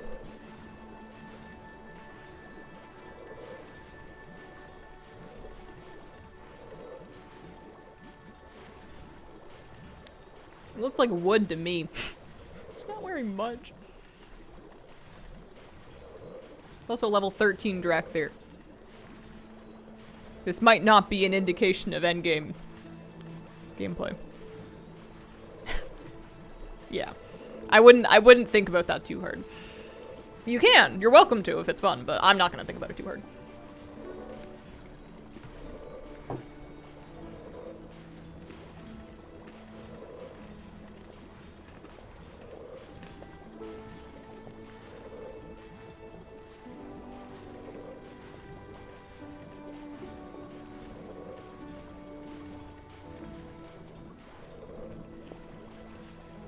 But maybe we'll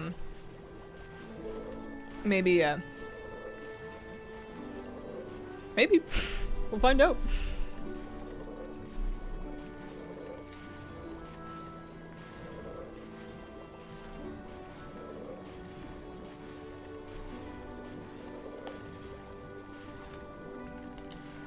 I hope they do drop their warriors. People want to tank on them.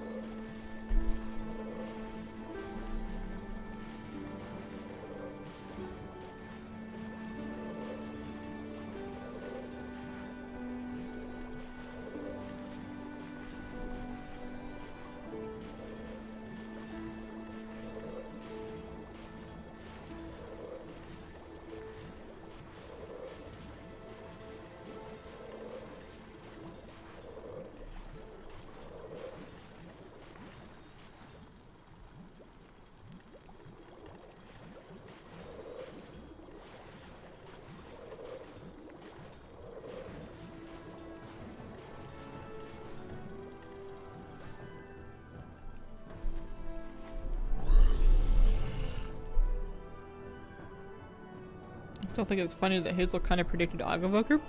Did I? I don't remember that. Although I don't remember a lot of stuff. Yeah, the Mog change is just about collection and not usage. You can learn the Mog on any character. You cannot use the Mog on any character. Unless they change something, but that would be wild. Yeah, let's post another 145 of those. We'll keep 500, and then I need 1500 Omnium Draconis, which means that I need 1500 each of these things. So here we'll get 1400 of these. And then like 1,300 bubble poppies approximately. I still have lots of Auchenblooms, so that's fine. Saxifrage, 1,500. Those are really falling off.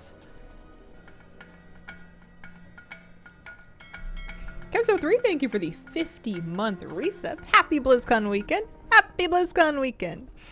Did you say that in 1 or 2 streams today? 1 or 2 streams.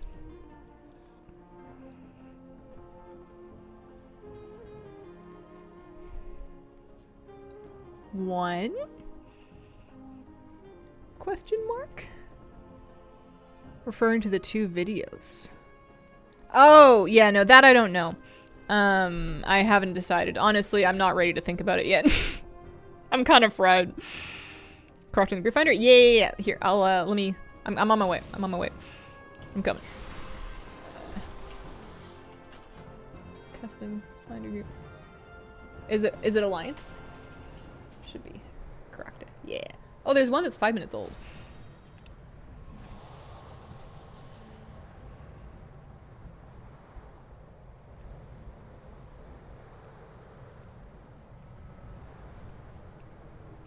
I'm coming. I'm zooming. I am not very talented at going through this tunnel.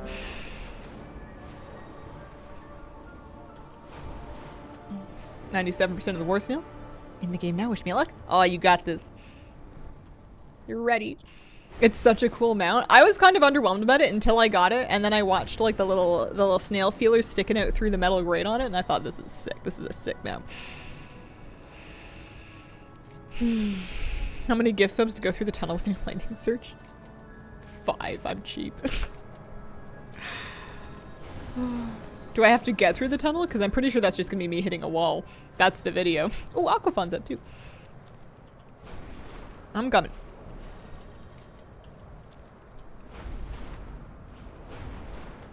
I'm in my healing spec, but that's okay. We'll make it work.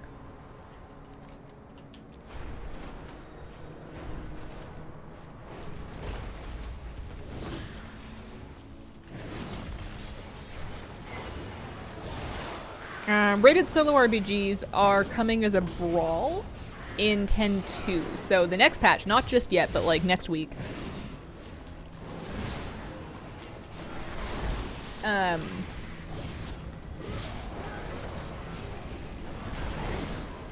it's not gonna be like on the, it'll be a brawl at first, the same way that Solo Shuffle was. Alright, this Corrupt is the one. I think I just have to lean on pet and mount collecting.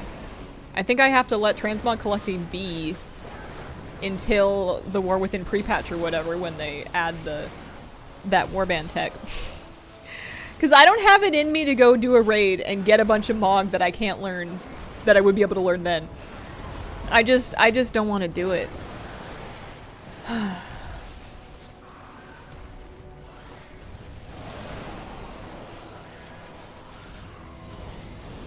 But I have mounts that I can farm, and I have pets that I can farm, and I think that'll take me a while. And if I really run out of mounts and pets to farm, and I've leveled all the alts that I want to level, and everything's all set up the way I want it to, then I betcha I can just play like Classic or something until then. Thanks, guys. Here, I can get into damage spec for, I think, item restore. Take a guess.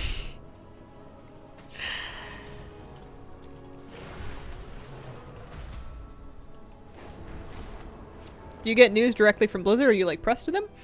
I have in the past been able to get like media invites and press invites, but you don't really need them. The press kit they just put on the press website. Like you don't need to log into it or anything. Anybody can download the press kit. I didn't get any special insider access or anything this time around. I also didn't ask for it, and you don't really need it, honestly. They put everything out at pretty much the same time.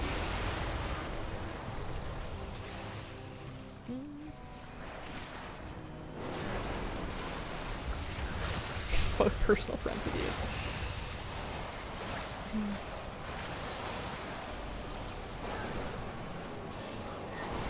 Final binding for Thunderfury finally dropped for me after many years. Nice.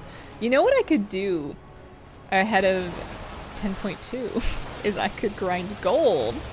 Or not ahead of 10.2, ahead of the War Within. is I could do gold making and I could just stock up BNet balance so I can afford to pay for all of these microtransactions they're adding. I just load into gold making and then make it so that whenever they do another thing, I'm ready. There are other games to play out there than WoW. Nah, I don't believe it. I don't believe it. Looking forward to some of the interviews. Always find the discussion interesting.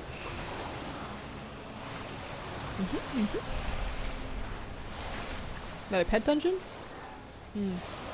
I don't think they're gonna. I hope they do something new for pet battles, but like I don't think it's gonna be another pet dungeon. I wouldn't be surprised if they kind of table new pet content and they just kind of do more of the same. I don't know if they have any new ideas that would be a good idea.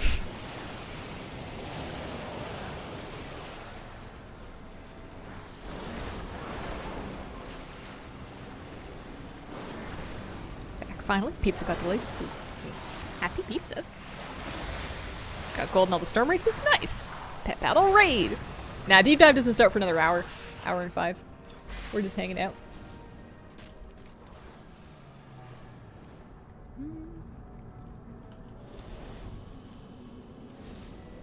Thanks.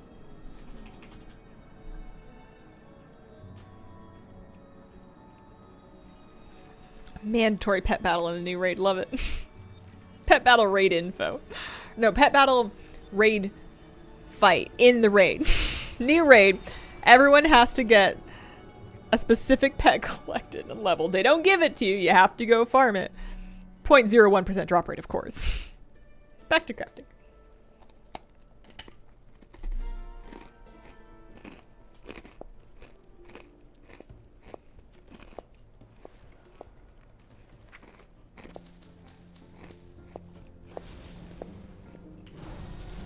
I feel like Machiko and I would be heroes in our guild, but everybody else would have quit, so there would be no raid to do.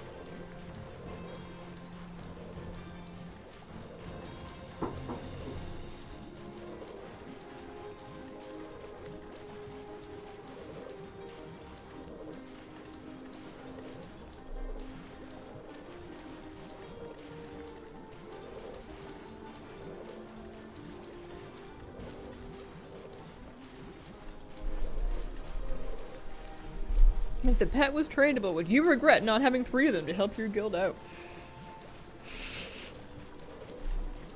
If your neighbor was hit by a giant raccoon and they lost 1 of their legs and 7 of their fingers in a horrible accident, would you regret not having gone to school for a different major so you could make more money so you could pay for their surgery?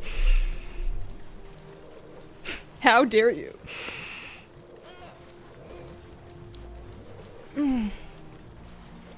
Means I can spend all the ones I have now. Challenge accepted. Yeah, you're good to go. Audible, thank you for the 36-month resub. Happy BlizzCon, Hazel and chat. I would adopt the raccoon. News stories about a person adopts man-eating raccoon. Should this dangerous menace be allowed to live? I'd be pretty sorry. Yeah. At a certain point, you just gotta live your life. You know who's in shambles? The MMO champion fake expect leakers. Out of business for a long time? Nah. They're out of business until the next time an expansion launch is coming and everybody forgets and everybody gets excited about the leaks. It happens every time. Count us forward to 2 years, there's going to be people coming in chat being like, yo, did you see the leak? They leaked the new expansion, guys! And it's going to be the exact same amount of like 2 grains of truth and 77 grains of garbage. And every single time. Legal Assassin, thank you for the brand new sub. Surprised that there were no leaks this time. The data mining for the Algarian Stormrider was true. And the Khazalgar thing from the Uldaman book that they put in the game was true. So Earthen, like, people thought we were doing something with dwarves.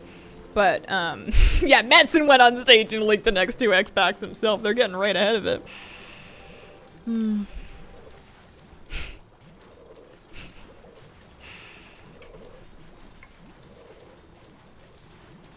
Felt so good going to BlizzCon mostly blind, really refreshing.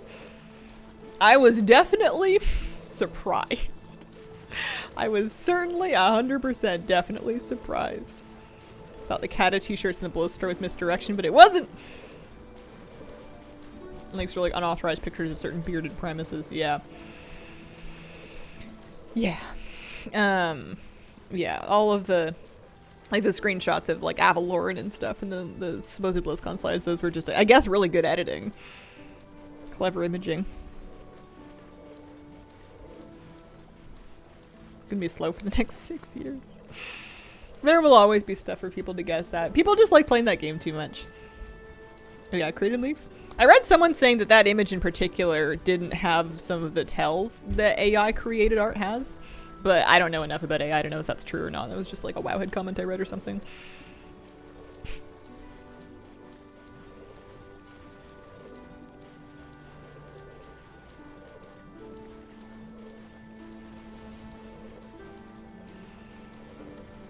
I wonder if they'll actually sell any of this stuff. Maybe? Maybe not. What else am I gonna do for the next hour? Assuming that I don't want to do Rust Feather. I don't want to farm transmog because I'm quitting that for the next year apparently. You want to know how sad I am? How sad are you? I'm eating a bag of cereal without milk. Oh, that's just a snack. That's just a snack. What would be worse is if you were putting like juice in it or water. Cereal with water would be sad. Doesn't like dynamic flying. You'd leave the computer without notice. I think that they're going to, do the toggle. Like, they're adding regular flying to Dragonflight, I think. With the Pathfinder achievement, right? Bucky Barks, thanks for the 7-month resub. From Transmog now and save it in your bags. I don't know. I don't know. I'm gonna pretend not, because maybe it will, maybe it won't. But that's a lot of stuff to save. I think it's just unreasonable.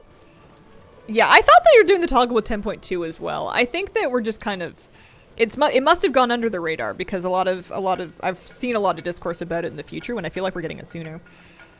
As far as I know, we don't know what the next capital city or hub is. But maybe I missed it. Alden Rex, thank you for the brand new sub. Appreciate it. Can't be saving transmog for other classes. Yeah, I'm just gonna not even farm it in the first place.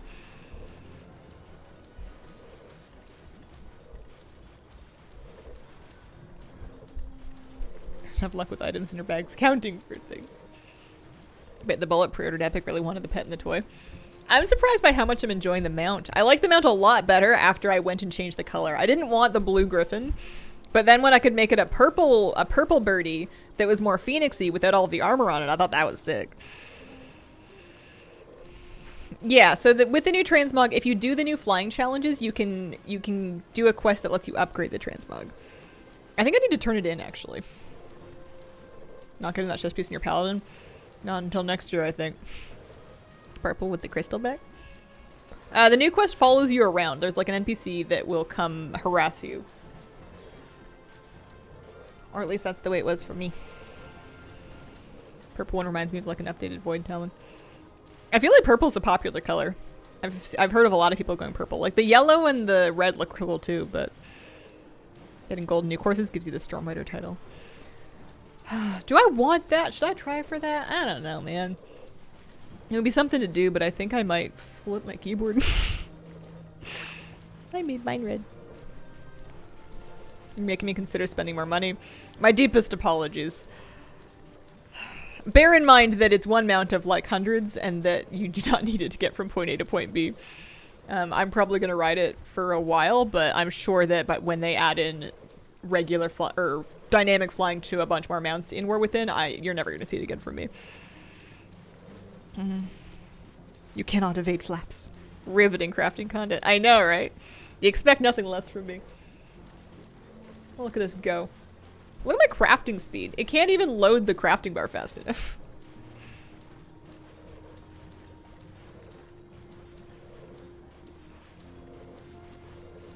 Just wait, we get through this. Actually, maybe I should save some of this so I can do it while we're watching the thing. Because I can have WoW running while I'm watching the show.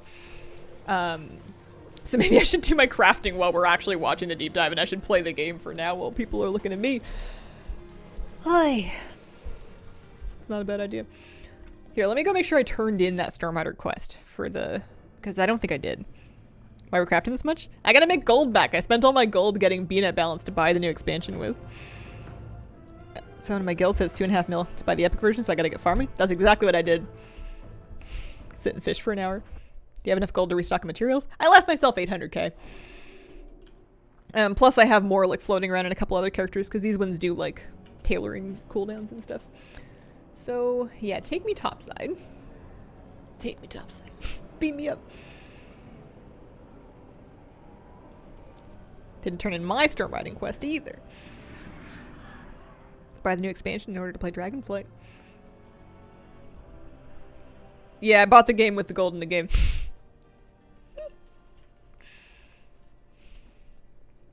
It was a lot of gold. But I like spending gold. Makes making gold way more fun. Still have money in the RL bank, so it'll be okay. I know. I couldn't disturb my precious house saving fund. I can't pretend to myself that that WoW is more important than that. Yeah, a couple mil. Oh, Mr. Moo. I miss my puppy. He's so big. He's such a big boy. I feel like I want to take a tape measure and I just want to measure like his snout and his tail and his back just so I can like track how fast he's getting bigger. I want charts. I want graphs. I want data. Because you see him every morning and you're like, you're bigger. You grew. And then he's like, no. No, I didn't. Woof. Hello. Groct is up. Let me get a third character. Bring him in. Kitty's sleeping on the chair. I don't want to jump scare her like that. They're doing okay, but I don't... I'm not ready to have them hang out unleashed on the stream. I bet he's longer than 3 centimeters. They removed the renown level requirements for Pathfinder. I heard that. I need to look at the WoW headlines. I am behind. I'm behind. I'm guessing we want an alliance character. Oh, I didn't. I guess I can take the port to... I can take the port.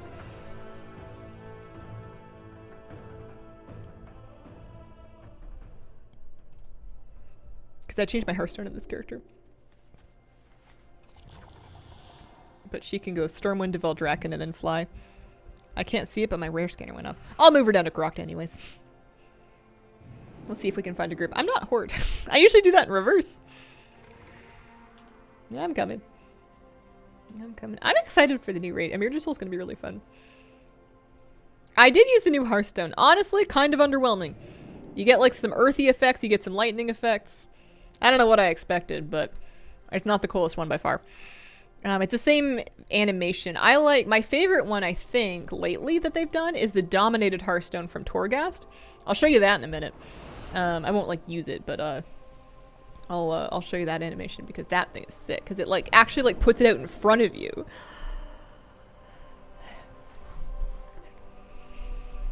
The toy I haven't looked at all. I completely forgot. Love the Hallows End Hearthstone. I like the Love is in the Air one. Petal Feet's Lovely Hearthstone. That's a good one too. New Hearthstone. New cosmetic Hearthstone toy. So it's not like another Hearthstone you can use. It's just a new look for the existing one. I like using the Ardenweald one. The Diablo event one too. Yeah, that one's good. That one's good. This character is in such a weird place with Dragonflight Quest because she didn't do any of them. I leveled completely through time walking. Oh yeah, the Nether portal. That's a good one too. I was using the Dragonflight pre-order one for a long time on my Evoker, like the Sands of Time looking one. There's just so many of them now. That's not a problem, I don't think.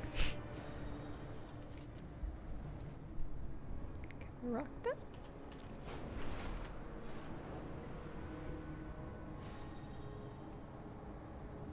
I'm coming. Do you use the normal OG Hearthstone? Do you still click it out of your bags? Darkmoon Fair this week. Nice for the first speaker rep. Nice.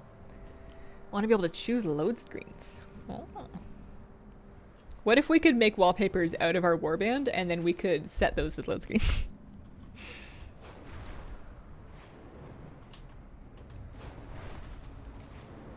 Still use the Hearthstone from Mechagon. Lucy Mom, thank you for the 10-month resub. Appreciate it. Alright, we pulled it. And it's up. I'm here. We're waiting. I tagged it, but I'm not, like, unloading. Getting new loading screens? Oh, probably. They do one for every expansion. Grabbed your characters like the D4 loading screen. I haven't seen that. Scenes for load screens with alts would be cool. Character select screen. Yes, there is a new character select screen. What class will you level in Season of Discovery? Are we playing Season of Discovery then? I don't know. I guess it depends on if my friends are playing. And if I have anything else to do. It's kind of right on top of the new WoW season. Like the patch comes out in a couple of days, and then the raid comes out a week after that, and then Season of Discovery comes out like 2 weeks after that. I might be busy. Am I gonna be really, like, there's gonna be Mythic Plus season? I don't know, man. I feel like it's just on top of too much stuff for me. Hardcore was perfect because Hardcore came out in the downest of downtime.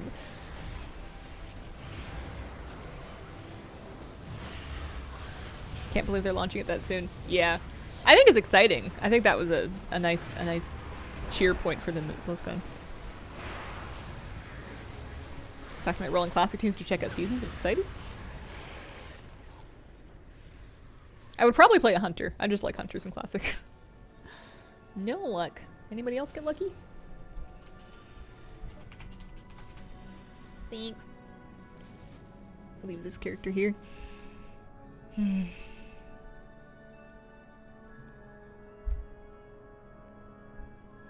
Better state in 10-1 than it was in 9-1.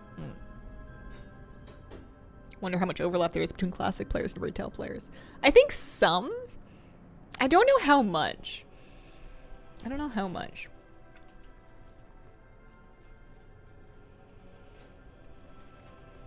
Stuffed.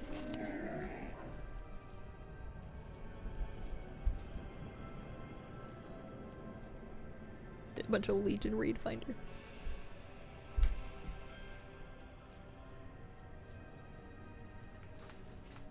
Deep dive starts in 48 minutes. Trying for 15 minutes new Dragon Race until I found out they added a new button for the boost. I refused to use the button until they like made me in order to finish the race. Cleanest inventory I've ever seen. It's because I don't play this character. It's easier when you don't do much with them. A lot of my alts are just kind of for nothing. Hazel, I have a bag of jelly beans. Do you want some? I would have one. I would have an orange one. But then I think I would be done. Sugar, like, messes my mouth up, man. Or at least, like, handy, anyway. You play WoW for a living, don't have enough time. The rest of us 9 to 5s are in trouble. Bear in mind, I'm pretty useless as a human being. So not only do I play WoW, but I, like, take lots of naps. I require a lot of walks in order to function. When I say I don't have time, what I mean is I don't have energy. What am I hoping to find out in this deep dive? I want them to tell me more about warbands. And I want them to be nice things that I want to hear that I'm really excited about. Jellied orange slices. I don't know if I know what that is. Are you sure you're a human and not a cat? What if being around the cat for 9 years has rubbed off on me? Oh, you want to see all my alts? That's my new main. That's my new main for the new season. I still have to make a new stream intro. I have the old stream intro and outro still.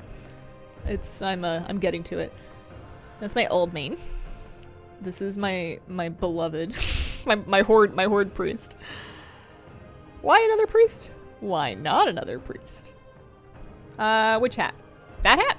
That's BlizzCon 2019 stuff. You have cat energy as a person meant as a compliment, of course. Healer. I'm gonna be a holy priest. Deep dive starts in 46 minutes. And then that was my main from I have all these different. That was my main from Shadowlands. That was my Shadowlands main because she was a human. And then I had a hunter that I made for a hot second. This is my PvP character. I don't remember putting her into heritage armor. I must have switched spec for something. But that's where we got our vicious war mount. Yeti costume was BlizzCon 2019. Corvair, nearly level 20. Ooh, nice. What do you think the priest hero talents are going to be? I hope one of them is like a zealot. I want some zealotry stuff. This was Barnacles. He is a cultier and he was supposed to be a bear druid, but I functionally just kind of used him to like kill Karakta. Same with this. This was supposed to be a Resto Druid. I just got the name Petal Bloom and I thought it would make a perfect High Mountain Tauren. So I leveled a High Mountain Tauren to get the heritage armor and now she's wearing it. But now that I have High Mountain Tauren heritage, it's like, well, now what? What's it for now? Hear about the fact there's gonna be a new BG? Yeah! Something cavern, something deep, something dwarves. Diggy dwarves. Seems fine. I'm not really a BG person. I told Twitch to notify me if your stream got distracted leveling. What's up? Ah, you're good.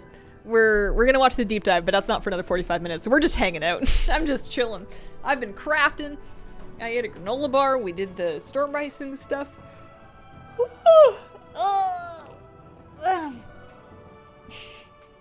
Nursing our BlizzCon lack of sleep / hangovers.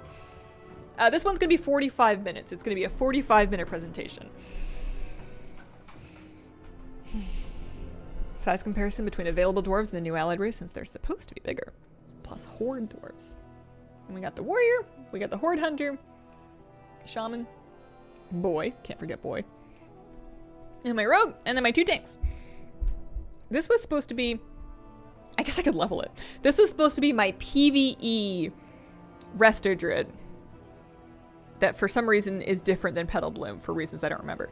But I was gonna like do pug keys and stuff and like heal keys on our druid on this character because it was supposed to be like it was supposed to be Cataclysm nostalgia for me because I played a troll Ardruid in regular Cat back the first time around. So I was trying to relive those dreams, and maybe I'll still mess with that for the new season. I just don't know if I need to. When the new season comes out, I know I'm going to want to do Keystone Master on my Holy Priest. I'm going to want to do the raid up to Heroic on my Holy Priest. I'm going to want to get the new Vicious Mount on my Druid. And then I'm going to, like, that's like a lot of projects, especially if I want mounts and pets and stuff too.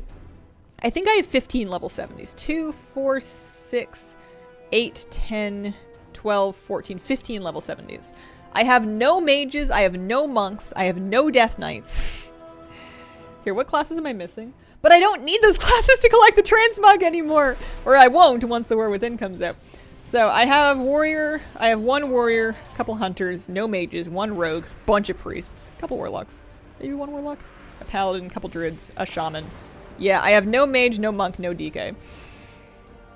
Half your 70s are druids. Welcome to the Druid Club. Should I organize a screen to have them be all together? So I've got my 370 priests. There's my hunter. The drag and drop works again. 3 priests, 1 evoker, 2 hunters, 3 druids, and then 1 of each of these guys. Warrior, shaman, warlock, rogue, demon hunter, paladin. And then I was going to level my 4th druid because clearly that's more logical than leveling a mage or a DK or a monk. I usually level my priest as shadow unless I'm doing dungeons, then I play holy. Discipline does not exist to me. Yeah, these are boosts. I just don't usually use them. Yeah, I think Wormbin the panda did not make it. I don't know why. Why wouldn't Wormbin have made it? Oh no, there it is. Oh, sorry, I do have a DK. There he is. There's Wormbin. As good a DK as any. Gift card honor, thank you for the 35-month resub. Just finished gearing my 5th druid. Best class. Dungeon spam 10 to 70? I mostly quest. I mostly quest in like Duskwood and Stranglethorn and like stuff. New boost, actually good gear, pretty shocking. Yeah. They got bumped to 60 boost, not sure when. May try Druid. These are just name holds. I just know I'm eventually going to want a character named Squidgy. Yeah, I also for the... Well, 60 to 70, honestly, I'm terrible at it. The last handful of characters, I leveled 60 to 70 by time-walking dungeon queues because it was so much faster than anything else. I did a couple by questing, but it was ugly. It wasn't fast.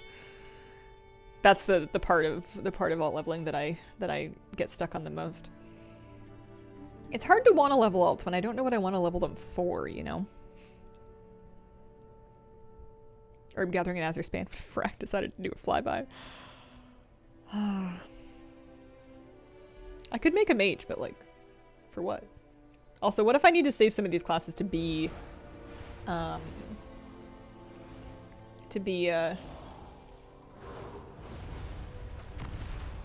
earthen? Kind of where I'm at with alts. Darkman Fair's back tomorrow.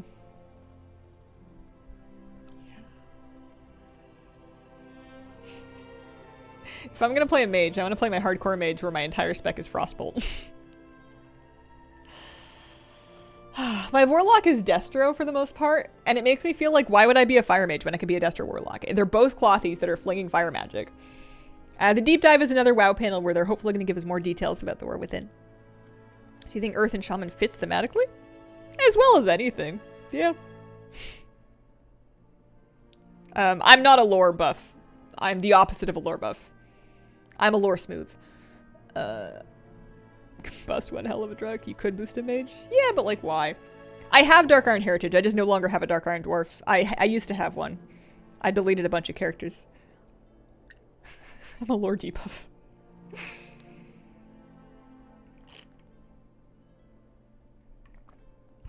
Oh yeah, I never made an Eridar. I had big plans. Or big dreams. I was gonna do a Draenei Eridar Warlock situation. Do I even have a male Draenei right now? I used to. I used to have a male Draenei DK. I think he died in the purge. A male Draenei Warlock. You have to unlock the Eridar options, right? Like, they don't just let you do it. You have to, like, do a quest or something. Do you think Cattle will be a bit disappointing? Yeah. Yeah, I'm very confused by that. I don't know what's going on. Terry goes, thank you for the 39-month resub. You can do the quest in any tune. Oh, should we do that then? Here, I have a Draenei Hunter. This one's a Draenei. Love my Eridar lock. Where's the malicious title? Malicious Doom Skull? Probably nice. Welcome to the Alliance. Didn't Metzen get you at least a little excited for future lore? I'm glad he's happy. He looks happy. SWW1 with a 3-month resub. Appreciate it. I got the armor. I got the base armor, and then I earned the lightning variant. I should have both of them now. So how do I do this quest? Also, oh my goodness, my bags. We gotta fix that. That hurts. That hurts to look at. Oh yeah, I ran a bunch of wings on this character. That's why I did just like a ton of Raid Finder. Let's just vendor all of it. Classic community complains about everything. Yeah, I feel like they got a point with this one though. Kata really was a big turning point in the modernization of the game, which is, I feel like, kind of the antithesis of Classic. I feel like that what people really liked about Classic was not nostalgia for a previous time, but nostalgia for that phase of the game and that ethos of the game. But, I don't know. I just play hardcore. I don't even do dungeons. Deep Dive starts in 37 minutes. There's a little timer above my head.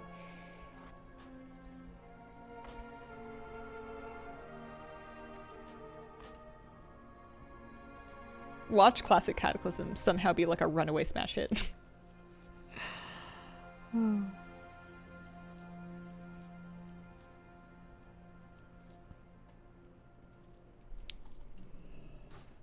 Stormwind outside the castle. Thank you. Okay. Let's go take a look at that. I need a mount that can fly.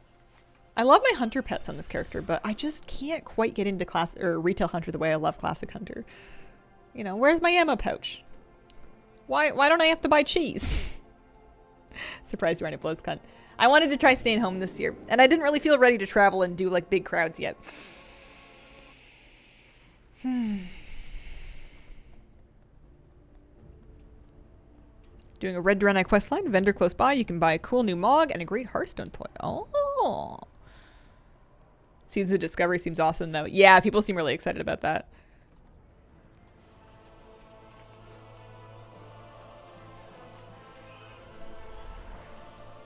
You can go to the local mongers for cheese. But I don't have, if I don't feed my retail pet, nothing happens. Feeding them is just like a faster way to restore their health out of combat when you could mend them for free, basically. Like, there's no good reason to do it. Prophecy stirs. Is that it? Might go to BlizzCon next year. Yeah, I'm gonna have to look at how this one goes and how I feel. I was worried that I was gonna feel like major FOMO for not being there, but honestly, I've been kind of cozy. I've been kind of really enjoying watching from home. Plus, I can stream. Like in the years that I went to BlizzCon, the only content that came out of me was like a Scuffed Hotel news video, 3 tweets, and then I would make like my BlizzCon vlog like 3 weeks after BlizzCon, after I got over the plague that I picked up when I went. It was terrible for content out of me, and I feel like it's great, especially like to be able to go and see the other people that get to go and to be there with the community in person. But there's a huge part of the community that doesn't go in person, and I feel like this way I get to kind of share, you know, the excitement and actually talk about the news and stream and stuff properly. I know people stream from the convention. I'm just a mess when I'm in public.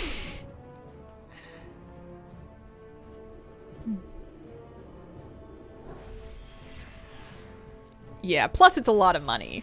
And it's kind of a double whammy for me in that because I'm not streaming and I'm not making that content, not only am I paying money for the hotel and the Uber and the food, although I have kind of ordered a lot of food in the last 2 days, the food and whatnot, the trip, but also I'm not earning whatever I would have earned from doing like a reaction stream or whatever, right? Like it's kind of a double whammy, plus all of the lost time that you get from planning the trip, plus recovering after the trip, plus you got, you know, I have a puppy and I have a kitty cat, and also I like home. It's just a really, really hard sell. I wouldn't say never, but it's a real tough thing to talk me into. Cali ungodly expensive too.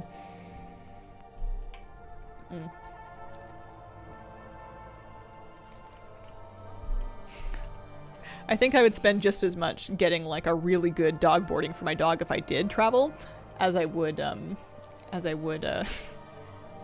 like food for the whole trip. Everything USD, yeah. Yeah, we had a great stream yesterday. It was good.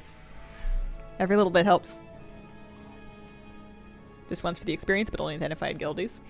I think that's the thing that would really push me over the edge, is if there was a year where like my carbon people were actually going to go and we could hang out. But maybe one of these days I'll just like, half of them live on the east coast of the States, so maybe one day I'll just go to like, you know, where they are and just like visit, you know. Who needs BlizzCon? Just go to a bar. Save money on food trips. Fatty Moo, thank you for the 20-month resub. Hi, Hazel. Happy BlizzCon weekend. Comfier from home. I agree. Go to PAX East sometime. If I wanted to hang out with them, I should go to Comic-Con, San Diego Comic-Con. They do that almost every year. I just, I've never done a Comic-Con. Plus, I'm cheap. Maybe one day if I, like, owned a home and I was comfy in my savings and my mortgage and my bills and everything like that, and I knew that I could afford to go places, it would be easier for me to like commit to doing it. But every time I spend money on something, I feel like, well, that pushes the dream back. Wrong to feel a bit underwhelmed at the expansion information? No, it is not wrong to feel any way at all that you feel. But I also felt that a little bit too. Just house the guild at your place. I don't think we could legally fit them all in. I think we would have a fire hazard if we had them all over at this place. Maybe if I buy a house one day with a yard, and then maybe I'll put some lawn furniture out and we'll play cornhole.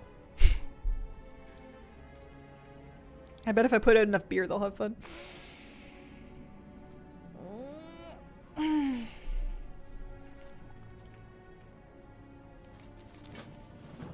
So far, this is a lot of speaking to people. Speak to you. You don't need to explain yourself. Thanks. I got some flight stones. Wow. You look at that.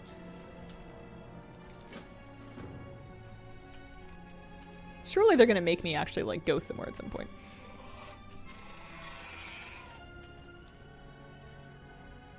Meet you outside the Colts encampment. Okay. Should do a Q&A on YouTube. I kind of do that every week. I have a question section at the end of every news video. I take questions out of the comments of the last one, and then we answer them. I've been doing that for years. Nervous about the length of the expansions? Yeah, it kind of remains to be seen as to whether or not they're going to be faster or not. I got really nervous when he started talking about how they were going to change up what an expansion means, or what the future... I don't remember the exact words, but Metzen said something that gave me the heebie-jeebies. Yeah, stream's also kind of a Q&A. You can ask me anything you want. I may or may not answer it, but you can try. What's the worst thing that can happen? I guess you could get banned. If it's a really, really awful one, you could get banned. Do you think we'll get an experience buff for leveling alts? Probably at some point. Maybe the end of the expansion. Get the story before we have grandkids bothering us. Yeah, but like, how does he know?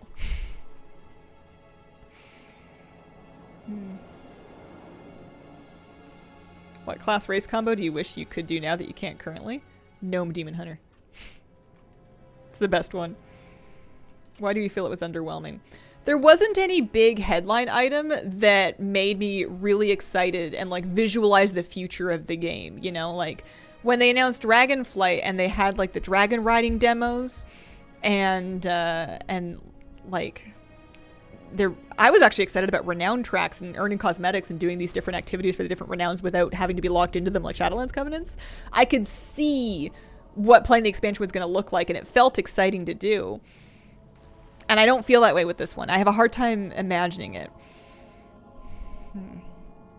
Warbands, hero talents. Yeah. Yeah, I think maybe it's because hero talents are kind of missing me a little bit. I think they look cool, and I think maybe I'll be more excited about them when I see more about how they cosmetically and thematically change your character. But, you know, I know very well that I'm the kind of person that will grab a talent build off Wowhead, and then I will look up how to play it, and I'll do that. I'm not actually, like, changing that many things or, like, making that many independent choices there. So this is just another thing that's going to be in the Wowhead export that I'm going to read how to play in the thing. It doesn't really, it's not a thing I get to do. It's another thing that I have to do, sort of. They're just more talents, exactly. It's an interesting way of doing them. I would rather them do that than just add another row to the bottom of the tree, but like, it's not like a big yes moment for me. But I don't know, again, I don't know if we need one. I think it's just for the sake of the show that it kind of feels a little bit lacking. I've been talking about how I want them to do just like a straightforward expansion that doesn't have a ton of bells and whistles and just does a good job at the core content. And it almost looks like that's what they're trying to do with maybe like a new, like Delves being a new pillar of world content. It's not, I'm not like crazy excited to do them, but it sounds like it's going to be like an interesting thing to have around going forward. They just need like a good, clean, strong expansion that just lets people play WoW. And I think they're trying to do that, but it doesn't, you know, make headlines.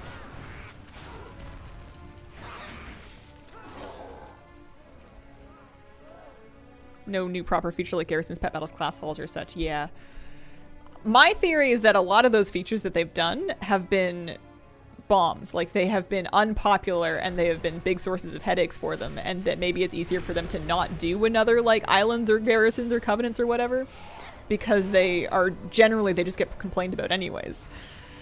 Cosmic 1981, thank you for the 15-month resub. I hope they had a sniff and seek themed warlock hero talent. Yeah, I wanted player housing. I'm hoping that it's coming. I mean, I would be super stoked if they announced it during the deep dive, but I feel like that hope has kind of left me. I feel like it's coming in the Void expansion or the Titan one, like part of Warbands, but not yet, sort of thing. Also not evergreen. Wasted assets. Yeah.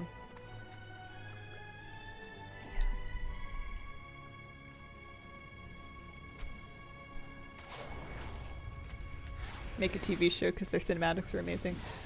The way I've always heard it explained is that it's just really unfeasible financially for them to do long form content like that. It's just too much money. It's just too much effort.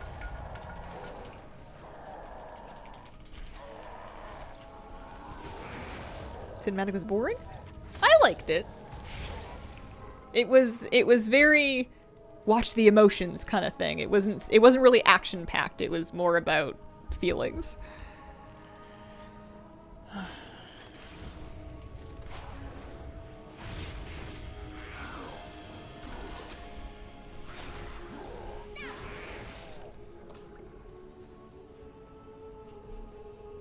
Finally get to deal with a sword. Not just feelings, but what a leader should do. Is this a new area? Nah, they added this in Legion. I'm doing the Eridar questline finally on a Draenei character to unlock the new skin color options. They're not crazy new, but I never got around to it.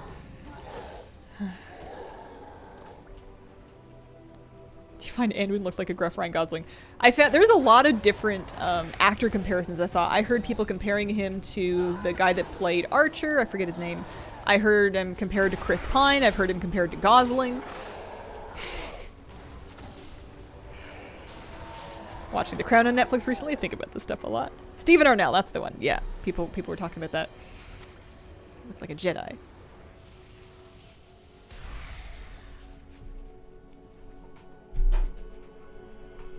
I saw Chris Pine more than Gosling. I mean, no shade or offense to Chris Pine. I don't know if I could pick him out of a lineup. I don't know if I've seen him in anything. I know we like him, but like, what did he do?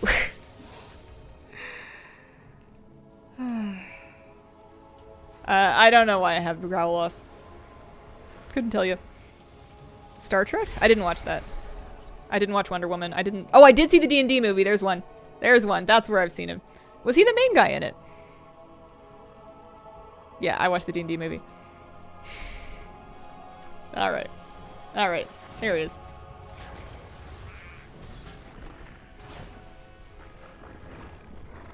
The Bard. I need to watch that again. I've forgotten. There we go.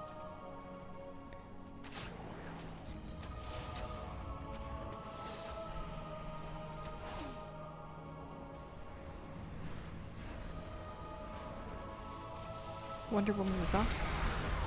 Hell or High Water? No, I didn't see that. I don't watch a ton of different things.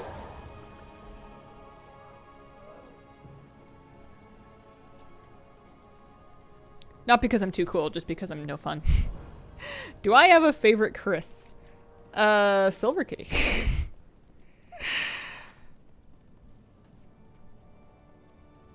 The one and only.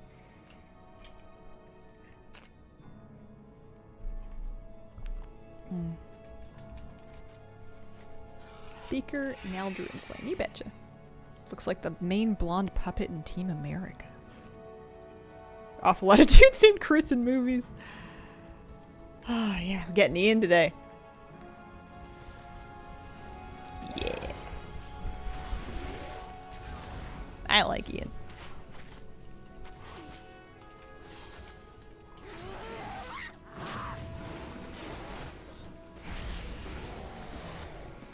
Soon? 22 minutes. I'm getting impatient. I'm getting sleepy. I'm getting cozy. I just want to, like, cozy up. Get something. Grab a plushie to snuggle and lean back in my chair in a ball and watch the show. Nap time, yeah. Coffee time. I did a coffee this morning. I did a tea even before that because I got out of bed and I was like, I need something if I'm gonna make this happen. Penelope with a brand new sub. Appreciate it. How's your hardcore dunes doing? They're fine. I haven't played any hardcore in the last week or so, which feels a bit strange to say. I got my Warlock to 40, and I did a little bit extra of my Tauren that I was playing with Flabby as like a solo self-found challenge. Duo self-found challenge. But, I don't know if we're going to keep playing that now that they've announced official self-found. Yeah, I thought the presenters did really good. What kind of tea? It was black tea this morning. It was a Twinings English breakfast. Oh, I watched the classic presentation. I felt so bad for that software engineer they put on stage that they had pitch Cataclysm. They set her out to dry. That was brutal. That crowd gave her nothing. I did get the WoW pet from Rumble. I missed it. What happened? It was just an awkward presentation. The WoW Classic audience was not very excited to hear about Classic Cataclysm. I don't think they booed, at least, or if they did, I didn't hear it on the broadcast. But like, it was just crickets. And they put one of the lead software engineers on stage to talk about it, and she was just dying out there. I hope it doesn't bother her too much, because I think she did fine. I thought her jokes were really cute. I felt so bad because they were giving her nothing. Hearthstone presenter got a rough deal.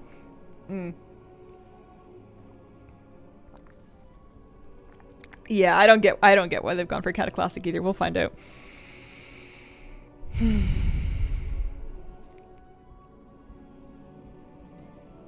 It's a weird BlizzCon though. No, not Holly. Not Holly. The classic presentation in the afternoon. I don't think I remember her name correctly, so I don't want to say it. I don't want to missay it. Buddy Raid's Wrath, they're all really excited about Casa, so I guess it's made for them. Oh, that's good. Why is retail called retail? It's because for a long... I mean, I'm guessing, so I could be wrong, but my understanding is it's because for a long time, WoW Classic was the stuff of private servers, which was to say not retail. And then when they eventually launched official WoW Classic, of course it's still the retail version of the game, but that nomenclature kind of stuck. The add-on folder also says retail, that is true. Am I good? Am I done? Did I do it? They're talking about stuff. I've earned the achievement Seeing Red. Witness Velen's prophecy of unexpected penitence unfold. So let me go check out the barbershop, I guess. They do try to rebrand it to live version. Yeah. Modern. Yeah. Yeah, I think people are going to call it retail forever. It's one of those things. Cat is just a path to Panda Classic. Panda Classic, I think, could do well. There's a toy I can buy now. Ooh.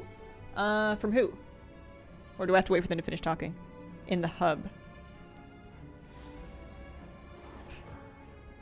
Some of the presenters seem a little timid. Yeah, it's a rough gig. I couldn't do it either. Go through the cave. Okay.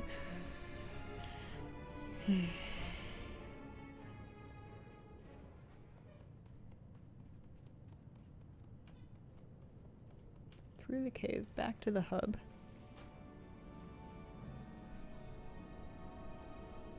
Back to the nothing. I can't get back to the Vindicart, to the right. How is anybody supposed to know this?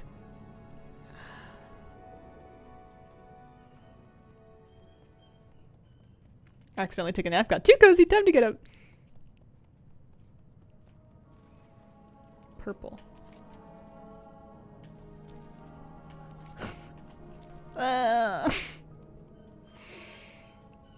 It's my puppy pup. I miss him. I was joking about patting him on my lap while I'm watching the show, but I don't think he fits on my lap anymore. Also, the kitty cat would riot.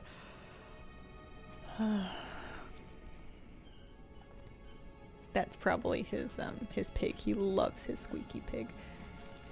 I had to confiscate 2 of his other toys, though, because they were stuffed toys, and he loves them very much, but he's discovered how to eviscerate them.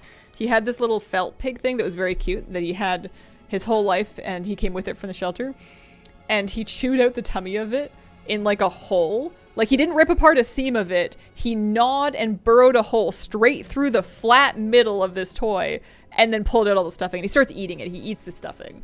So I have to confiscate them at that point. This is a surgeon. I was joking to myself that he watched us watch Repo, the genetic opera, in which there's a lot of repossessing organs and people, like, stomach cavity incisions, and he decided to do that to his toy. Dog ate his first 2 beds before figuring it out. Sells stuff too. Oh, he wants. No, I don't wanna. What do you mean, fiendish leather? Veiled Argonite. Get out of here. Oh, a mining pick. Yeah. That's a later me problem. Tea time. Yeah, maybe I'm. Yeah. Yeah, you're right. We got 15 minutes. I'm gonna put on the kettle.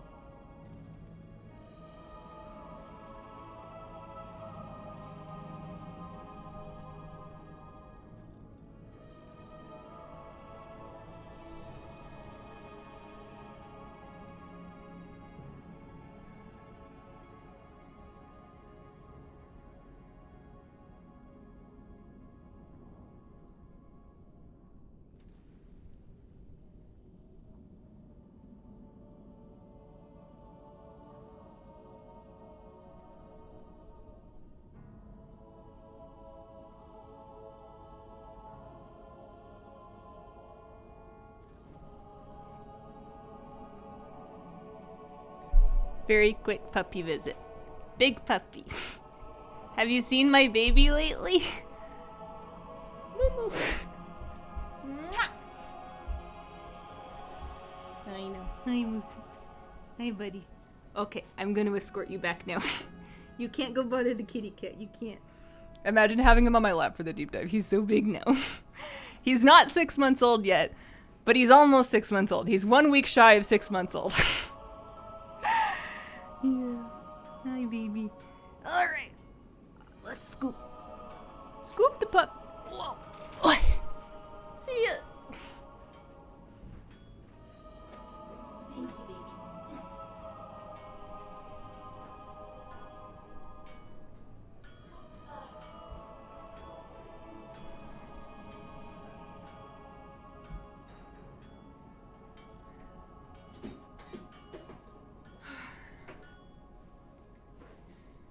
What a well-behaved boy. He wasn't even squirmy.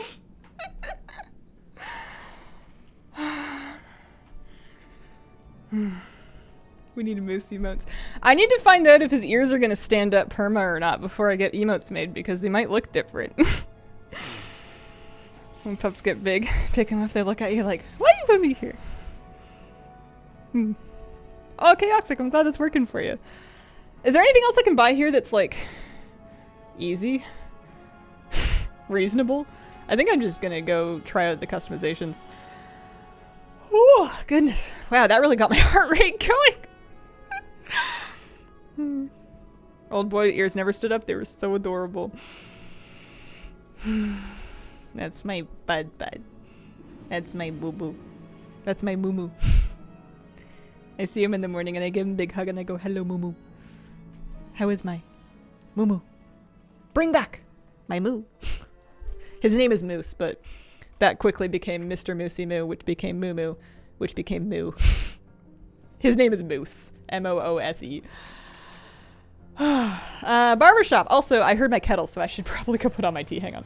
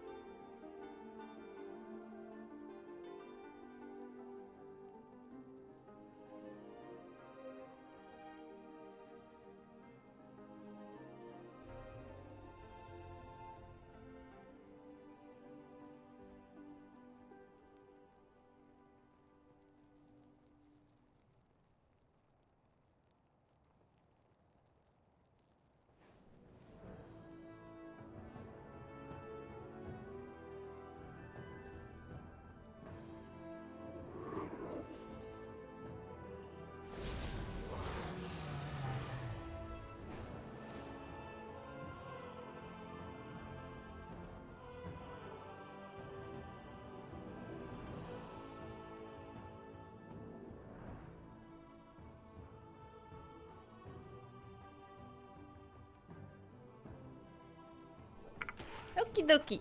We have pot of tea, and then we have teacup, and then thing for me to put my tea bag in when I decide it's done steeping.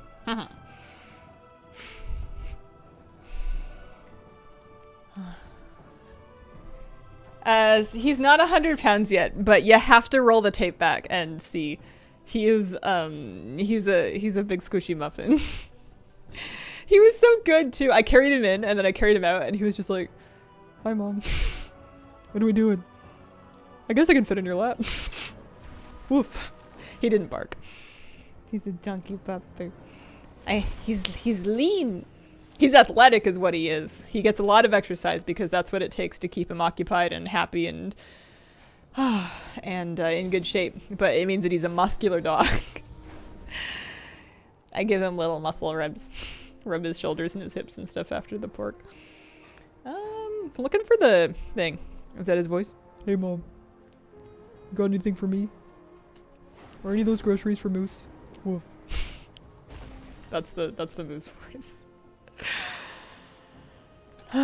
Did screenshot it. I'm gonna go back and find that one later myself. He is my baby.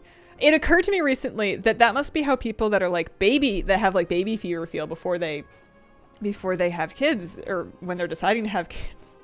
Because before I had Moose, all I wanted to do was look at dogs and talk about dogs and say hi to other people's dogs. And I just like felt this big dog-shaped hole in my life. And I was like, I need a doggy. I don't really mind which one is going to be perfect. And I'm going to love them very much. And we're going to do things together every day. And it's going to be a dog. That was my main criteria for dog, was that it be dog. And that it be my dog. Yeah, that's where it's at. For a mom now, human mom, very much how it is. Baby dog, 2 years old, very fluffy, looks rotund, but he's absolutely jacked. Vets are always surprised to feel his muscles. Aww.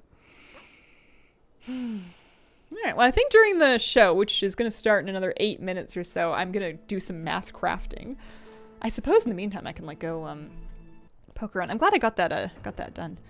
So if I make a new character now, can I now make one if I was going to make like an Eredar Warlock? No, I'd still have to, oh sorry, that's a Lightforge, pardon me, wrong Draenei. Can I now?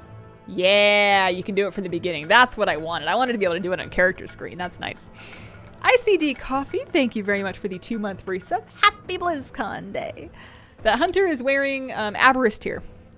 Exactly before I got my puppy. He's 3 now. Do you think he'll get any more animals? Honestly, I'm feeling pretty capped. I'm feeling satisfied and complete and like this is as many as I can keep up with. Any more would result in a degradation in everybody's quality of life. So I think that I'm good right now with 1 dog, 1 cat.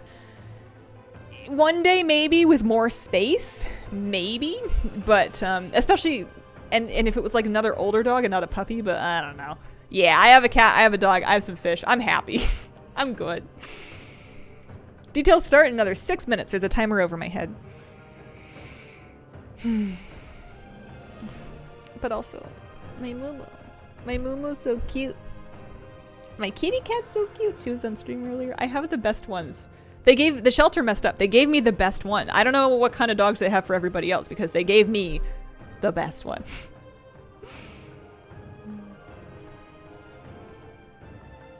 He's such a good boy.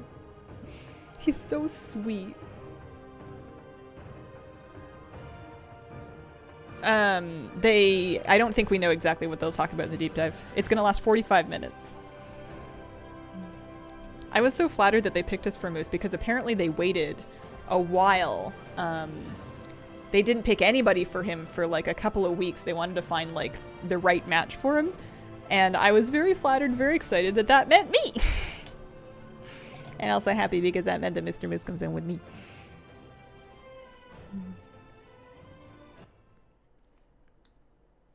We did so many things in his first month home with us.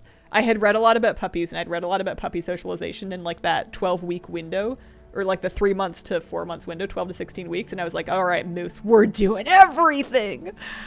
And we met babies and we met people and we met skateboards and we did bikes and we did parks and we did store and we did car and we did nails and we did bath and we did, oh man, it was like a whirlwind. And then we kind of got to the end of it and I'm like, I'm tired, Moose, you want to stay home? Woof.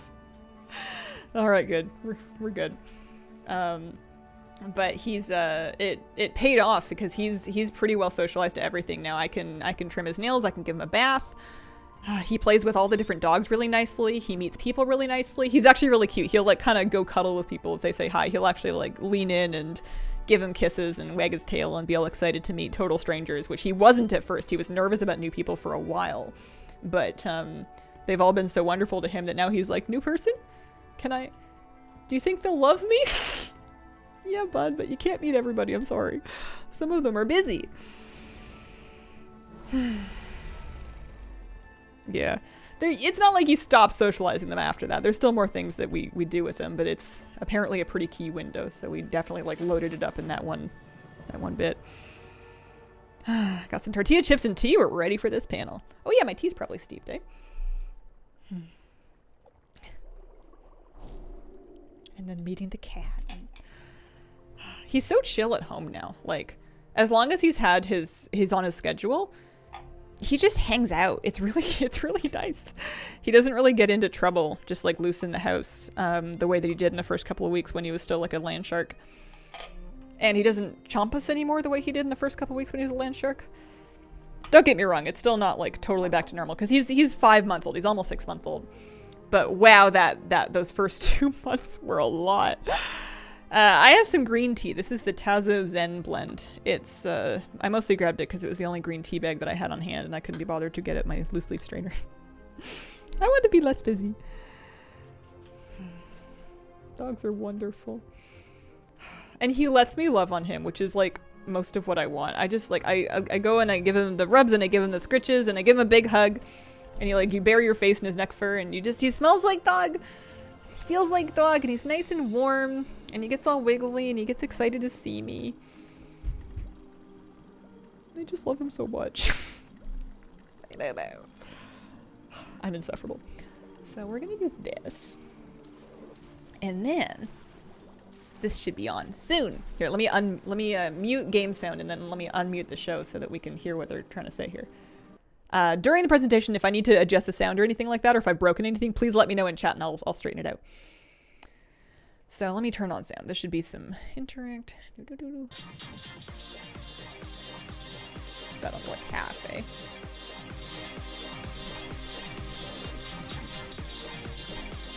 Two biggest things we're hoping for bingo. I mean, total copium, Warbands player housing, I guess. Oh yeah, I gotta hot swap my headphones. And then, I don't know. That's it. I guess I have the regular bingo still.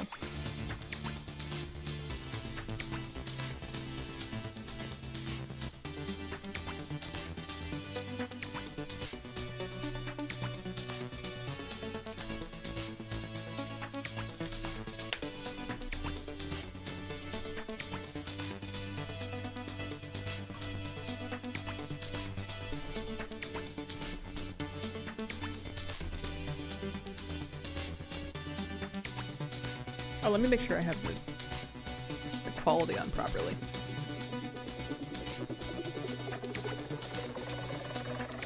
Take it.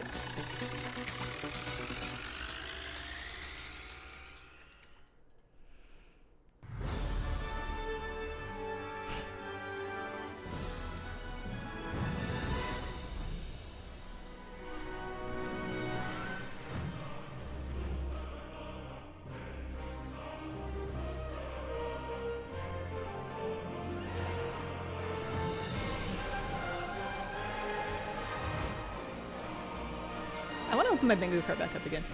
I don't remember what I had on it.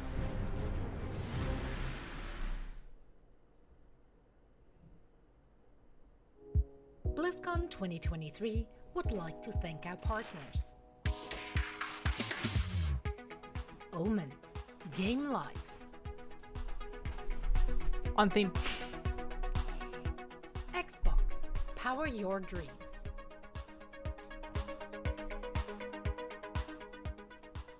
Mountain Dew Game Fuel Mystic Punch. Redeem points for gaming rewards and exclusive items in Diablo 4. So NVIDIA our GeForce RTX 40 series and NVIDIA Reflex, the highest FPS our and lowest latency bingo on still. PC. Heritage armor, award-winning revamp, content pirates, engineered to nameplates. support your every move. I think we've lost Experience this the one. ultimate performance Housing, bonus. new race class combos, HyperX. free-to-play archaeology, streamlining, any talk of simplifying WoW, Drakthir Warriors customizations. Oh yeah, we got this one. Welcome back, BlizzCon. We're starting the day off right. Here's the World of Warcraft Deep Dive. We got the SSF, so we're pretty close to a bingo on a few different ring things. Yeah. Sharksaw, thanks for the brand new sub. During the show, I'm going to thank subs in chat. Ian! Woo! So good to be back. Whether you are here in the arena with me right in front of me, whether you're watching from elsewhere in the halls, whether you're joining us from the comfort of your home, thank you for taking the time to join me for this deeper, closer look at what's coming next in the War Within. I love you too. I love you, BlizzCon. So Morgan and Maria gave you kind of a sneak peek at some of what's coming. Today I want to spend a bit more time giving you more information on the core features of War Within, as well as a few things that didn't get mentioned at all yesterday. So beginning, just a little teaser there. So to begin, let's talk delves. So what is a delve? As you heard yesterday, delves are these quick, bite-sized, epic adventures for flexible-sized groups, either solo or with up to 5 players. They are role agnostic, so it doesn't matter if you're a couple DPS, if you're a healer and a tank, if you're a solo healer. We're going to make it work. We're going to meet you where you are, how you want to play. Delves are a new endgame pillar. This is a permanent addition to World of Warcraft going forward and represents kind of a capstone to the outdoor world experience. We've had dungeons, we've had raids, we've had organized PvP, and I think we've had some stuff for outdoor world players to dabble in. But if you wanted progression, if you wanted goals, if you wanted a deeper, more structured experience, frankly, we were letting you down. We want to change that. That's what delves represent in World of Warcraft.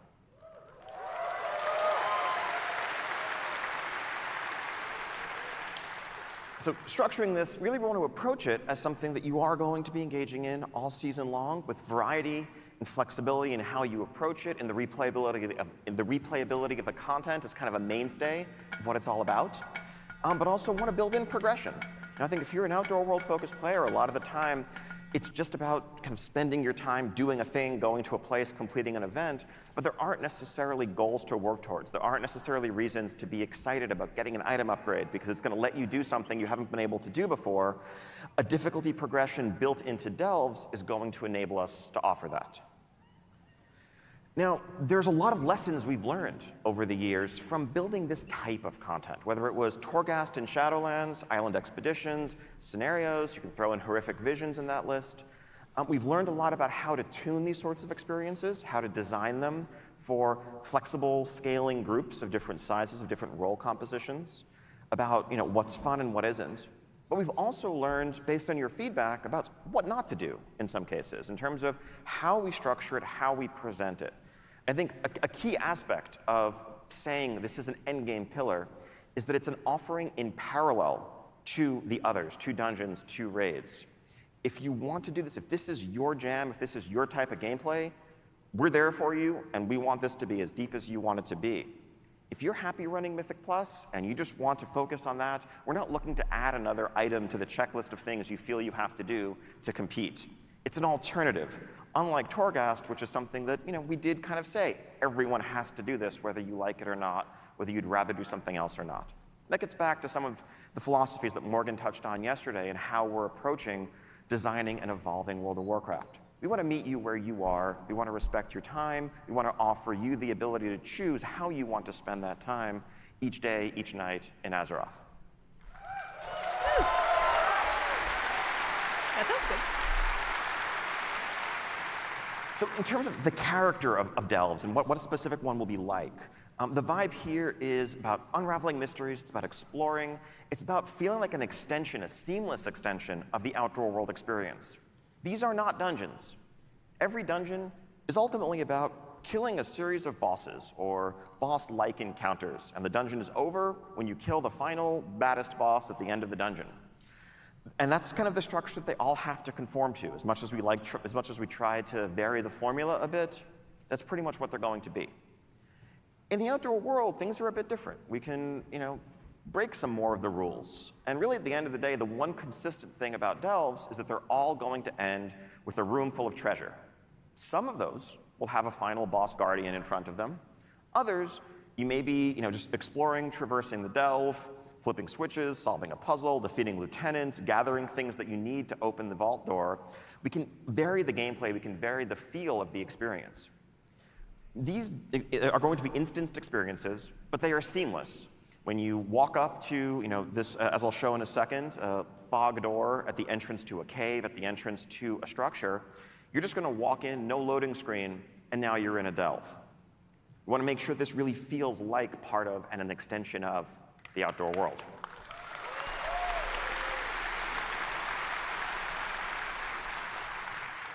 Now, as part of an in-game pillar, that means we're going to tie this into seasons. So, as well as a narrative progression over the course of a given season, there will be increasing rewards, increasing difficulty, and a change of pace, whether you're in Season 1 of War Within, Season 2, and so forth. Part of that is going to be the NPC companion that will be accompanying you on your adventures. The Season 1 companion, as we mentioned yesterday, is our good friend, Bran Bronzebeard. Now, what does this mean? What does a companion mean in practice? Well, it's a few things. One, it's definitely a narrative hook. It gives us a chance to help give context for your adventures, kind of narrate what you're going through. But also, it's a chance to kind of play with the mechanics and complement your playstyle. As Bran adventures with you, you might find some gear for Bran. You might be able to gear Bran up. You'll be able to spec him and customize his abilities to complement what you or your friends are bringing to the group, whether you want more survivability, whether you want help with someone to tank, whether you want more control. This can help us balance the experience as well and give you another vector for your progression over the course of the journey. Now, I know this has kind of been very high level. I want to just give a couple of specific examples, just kind of a day in the life of someone jumping into delves in War Within. So let's say you are casually journeying across the Isle of Dorne and its pastoral beauty, and you come across this structure with that fog door set into it, and you decide to venture in. So as you venture in, you are, as I mentioned, seamlessly in the delve, and you will find, just huddled inside the entrance, a group of expedition scouts who have come to this place. They've heard reports of great secrets, great treasures, powerful relics stored within, but they've been unable to proceed further. Because, they tell you, and Bran is among them, mind you, they tell you, this place, there's an unnatural, there's a disturbing darkness that has settled over this entire vault, and we can't proceed. Fortunately, they have in their possession a relic that they have brought that is an enchanted candle that can light the way. It has a little light radius around it. If you think back to the Vault of the Warden's dungeon, if you remember that in Legion, what the basement was like, where it really felt like just like a dark, scary place, but you could have this beacon in the darkness to guide your way, you have one of those. But, they tell you, it has very limited fuel. They dare not proceed on their own because they worry they're just going to get trapped in the darkness and destroyed by the terrors within.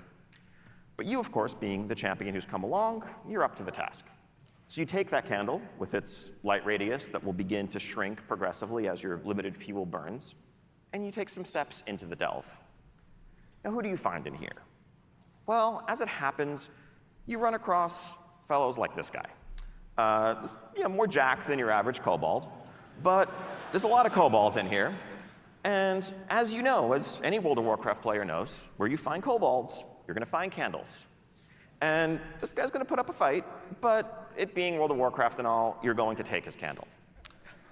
And you're going to take the candles of his allies and his brethren. And, that will help fuel this magic light that you have, help keep the light burning so that you can traverse the entire delve, defeat a couple of lieutenant-type enemies, bosses, solve a puzzle or two, and at the end, you make your way into the vault room that Bran is able to open once you bring him there, and you find this mock-up, work in progress of a treasure room, heaping with riches, treasure chests of various shapes and sizes. Some of the smaller ones, you can just walk up and open, collect a range of items, currency, rewards, you name it. But you'll find a couple of extra large resplendent chests in this room. Those may require special keys to open. Now those keys you would obtain from doing kind of outdoor content, weekly quests. They're a bit more limited in how you can get them, but also allow us to offer and pace out the best rewards. They're on par with some other endgame content to make sure it's not, infinitely grindable or anything like that, but it's an extension of your outdoor world loop if this is your playstyle. Now, let's say you come back to the same delve on another day. You might find that there isn't a magical darkness settled over the place. Instead, there are earthen locked in battle with kobolds, and you can help turn the tide of that fight as you work your way through, dealing with some different challenges along the way. Variety, replayability, lots of layers to the experience.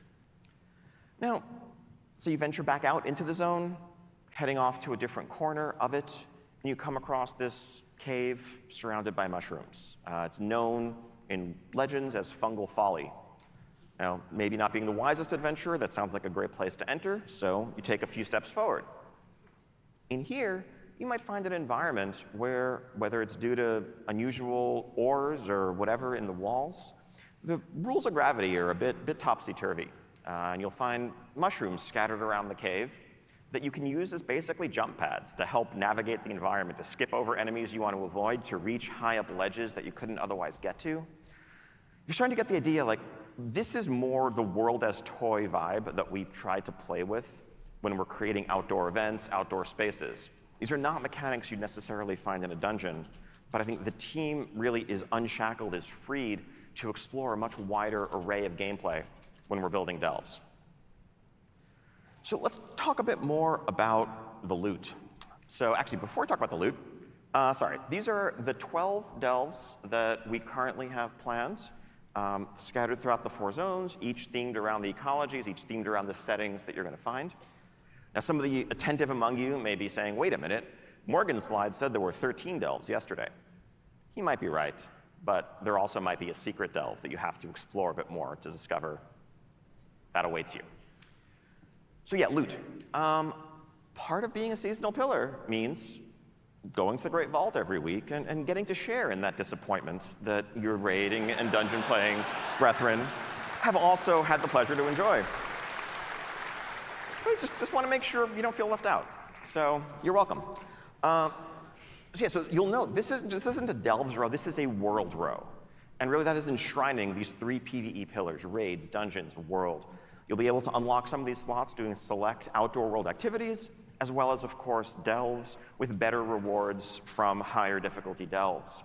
Our thinking in terms of the rewards here, this is all subject to tuning, is that this should reach to, let's say, end boss heroic raid, mythic 10 to 15 type range, accessible just via solo progression. Far better loot than you've ever been able to get before.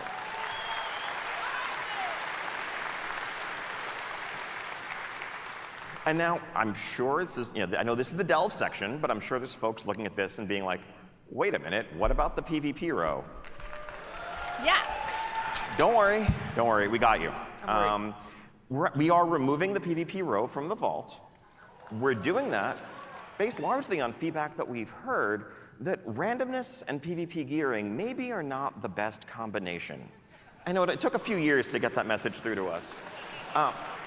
So the way this is going to work is instead, you're going to get a whole lot more conquest. Okay. You're going to gear up at the same rate overall, but you will have complete control over your gearing path, just spending your conquest on the items that you want.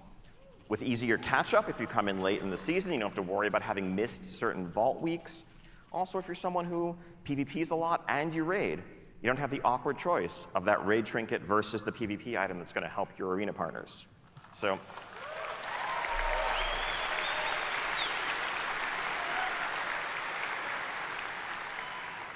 hopefully, just good news for everyone. Now, aside from, just power, also, you get silly hats. Nothing more to say here. These are just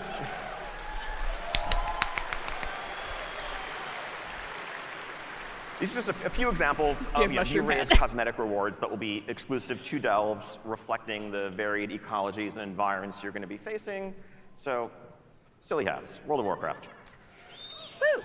Less silly, just as, let's say, Mythic Plus players have a mount that they can earn over the course of a given season, this customizable flying mount will be exclusively available through thorough completion of the Delve experience.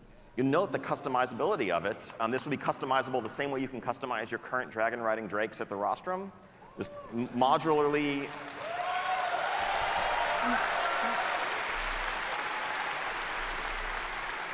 Yeah, it's pretty cool. I love our artists. Okay, up next, warbands. I feel like I could probably just save 10 minutes of this panel by just saying account-wide everything and like just click through the next slides. But it's kind of that. Do it. So I don't know if you guys know this, but turns out y'all play a lot of alts. I'm sure that actually the number of characters per person in this room in particular is like some insane average. But the average WoW player today plays multiple characters. The two-thirds of players who have a level 70 have multiple level 70s. Half of players have 3 or more. Most people are playing multiple characters a week. And that's not something the game, it's no secret, has always done the best job of supporting. Now, part of that is because World of Warcraft 20 years ago was built with very different assumptions. And I both mean design-wise, but actually engineering-wise as well. The infrastructure and the architecture that was built. Back then, it took hundreds of hours to level a single character, of course, and playing alt seriously was far, far from the norm. But we've kind of inherited, we have been working with those foundations to this day. And so when we get requests for them, when we talk about alt friendliness, we try to do it, but we're often we're swimming upstream, given the underpinnings of a system that were never designed for this. And that's why you get some, frankly, pretty clunky solutions. Like, well, if you want to transfer this currency to your alt, go to a vendor and spend some to buy a different box that contains account-bound currency that you can then mail to yourself, log out, log back in, take the box out of your mailbox, and open it on your alt. Congratulations, you have moved 300 supplies. Elegant design, ladies and gentlemen. What if we didn't have to do that? So at its core, warbands is, what if we just rebuilt those foundations and created a new future, both for the things we want to offer today and the things we'll be able to in the future, so we're not fighting against the nature of the system, but instead it complements what we want to do. Now the focus here is really making it convenient, removing barriers, removing awkwardness in playing alts. We don't want to actively necessarily encourage it. People already want to do it if they do it. One thing the system is not going to be is something that awards you power or makes your main more effective because you have done things on other characters or anything along those lines. If you want to play alts, do so. If you just love focusing on a single character, that shouldn't feel wrong either. Now let's talk about some examples.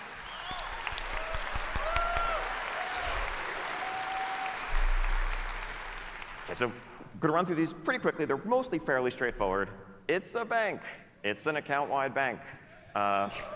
Thankfully, hopefully, you should never again have to mail something to yourself. You also might notice, and so this is giant, lots of storage, extra tabs that can be purchased on the right-hand side, so multiple tabs of these. You can organize them as you want. The very observant, the eagle-eyed, will notice a little checkbox mentioning reagents. If you deposit reagents here, you can craft from the account-wide storage on any of your characters.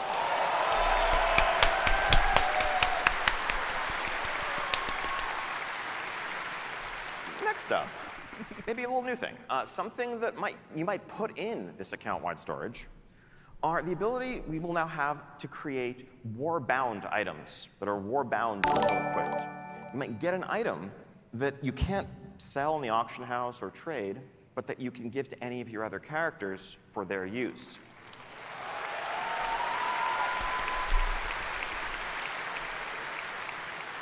Now, these items would drop as bonus personal loot from doing a variety of content. They would drop at a slightly lower item level than what that content would normally give you. Again, we want to make sure the right way to play is not playing on multiple characters to funnel loot to your main, to gear up your main faster, but just easy potential hand-me-downs, ways of getting an alt caught up, maybe even an excuse to level an alt if you get a really cool item for a class that you haven't had a chance to get up yet. So just an extra layer here, hopefully making it easier than ever to progress, to accomplish your goals on multiple characters. All right, now quick rundown of some of the other integrations we have planned. Transmog. Transmog has always been, it's been for a long time an account-wide collection. Key thing here now that really it is being acquired by your warband, that means that now if you were running, let's say, Ulduar on your mage and a pair of plate shoulders drop, you can still add those plate shoulders to your warband collection.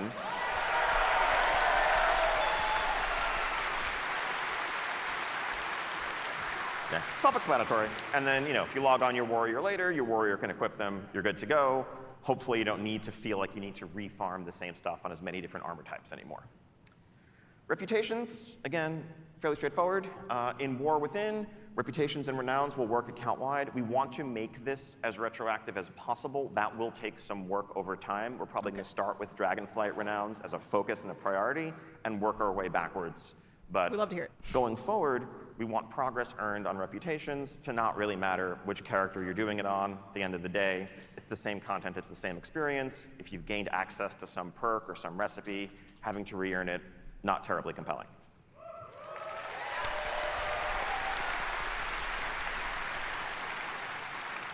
Here's a really light example, simple one, just flight paths. As you explore the world, you learn flight paths, you discover flight paths. Is it terribly compelling to have to go back to a spot that you've already been to in multiple characters just to learn a flight path for the 4th time? No. If you have a flight path network unlocked, you have that unlocked across your warband going forward. Woo! And here's an example of something new, just delves. An example of how having this as a foundation means that we can build new systems to inherently work at an account-wide level, just kind of as part of their DNA. As you are advancing Bran as a companion, as you are empowering him, as you're customizing him, again, logging on to a different character and going back to having a weaker Bran that doesn't offer the tools that you've grown accustomed to, that's more frustrating than fun to re-earn those things. Let's make that progression inherently warband level, inherently account-wide. Nice.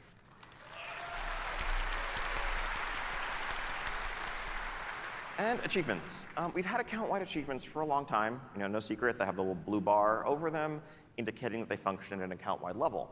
What Warbands allows us to do is kind of invert that paradigm and change the vast majority of our achievements to be account-wide, to have that actually be the new default. So if you do part of this PvP or crafting or other achievement on one character, part of it on another, your warband can earn the achievement. Once your warband earns it, you've earned it. Again, you, the player, are doing the thing.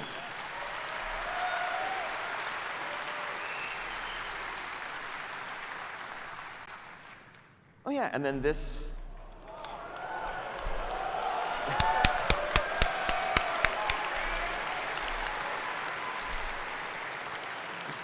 To kind of signal this shift up front, there's no mechanical functionality here, but just in terms of presentation, what you'll see when you log into World of Warcraft with multiple characters is a selection of your favorite characters huddled around a campfire or another setting.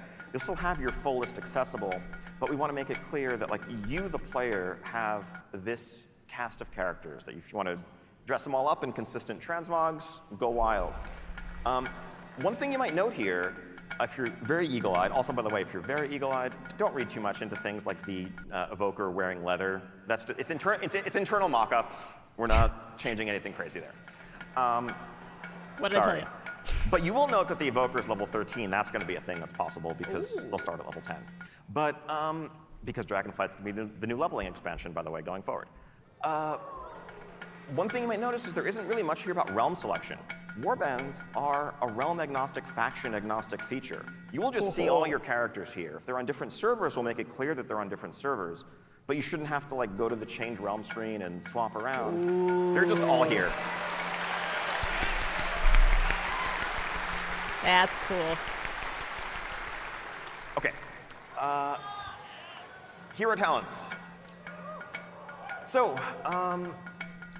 at their core, this is a chance for us, as we continue to evolve and advance our class system, to explore some deeper class fantasies, to look at iconic archetypes like the Farseer or the Dark Ranger or the Mountain King, or others often inspired by major heroes in the Warcraft universe, other times by fantasies that we've heard are really resonant with players, and focus the continued expansion of our classes in that space. Now, Morgan said this yesterday, just to restate, this is a completely flexible system. It's as flexible as your current talents and specs. Nothing like covenants or anything like that. Anytime you could change your talents today, you can change your hero spec, you can swap around your hero talents. They're just talents. Now, some of our goals here, of course, we want to offer progression, but we want to do so, frankly, while managing complexity to a certain extent. When we started planning for War Within, we knew, all right, we're going to raise the level cap by 10.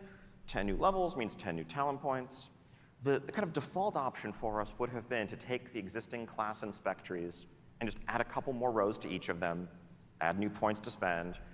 But we've been down that path before. We know exactly where that leads 15 years ago. There's a tremendous amount, there's an insane amount of like multiplicative combinatoric complexity from adding those additional options. And it also destroys some carefully constructed choices that are really successful that we've just built up in Dragonflight today, where you can't quite have all of these things and need to pick one or the other. Suddenly, when you can get all of them, it can lead towards homogeneity as well. So this approach allows us to both explore deeper class fantasy while focusing the decision space in a way that offers power without that excessive complexity. So the way it's generally going to look is a third talent tree. Again, as mentioned yesterday, at the center of your screen, you have class, you have talent, and in the middle, you have hero talents.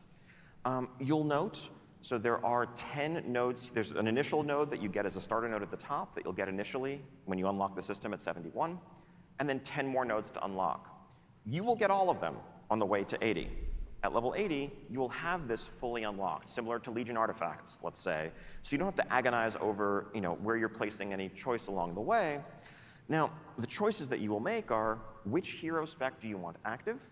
And also, there will be choice nodes within the trees, just as the class trees and the talent and the spec trees currently have, which you can toggle, adding quite a few permutations to the system as a whole. If you want, as a kind of simpler collapsed view, once you've hit max level, you can just condense it down to only show the choice nodes for easy swapping back and forth to customize your spec for whatever activity you're setting out to do. Now, I want to take a little bit of time to quickly walk through a couple of trees to give a sense of the sorts of things you might find in here. And all of this is subject to change, all subject to iteration, and the extensive feedback we know we're going to get. I'm going to use druids a lot as an example here. I'm going to focus on the case of a balanced druid. Part of why the team starts with druids is because y'all are complicated. We figure there's 4 specs, 3 roles. We figure let's try some of the hardest cases first when proving out a design. It's nothing against the mages, warlocks, paladins, etc. But there's a reason why you probably tend to see more druid examples than other classes, because we figure if we can make it work for druids, the rest will be okay. The 2 options available to a balanced druid are this Keeper of the Grove tree and Elune's Chosen. Keeper of the Grove is available to balance and restoration. Elune's Chosen is available to balance and guardian. The former focuses on calling the forest to your aid, on summon treants, and augmenting their abilities and what using that cooldown means for your gameplay. Elune's Chosen focuses on augmenting your lunar abilities, many of the arcane damage, moon-themed abilities for both specs. So let's look at the Keeper of the Grove tree first. The first node that you're going to get as you just opt in is just kind of a baseline improvement to your throughput while treants are out across the board.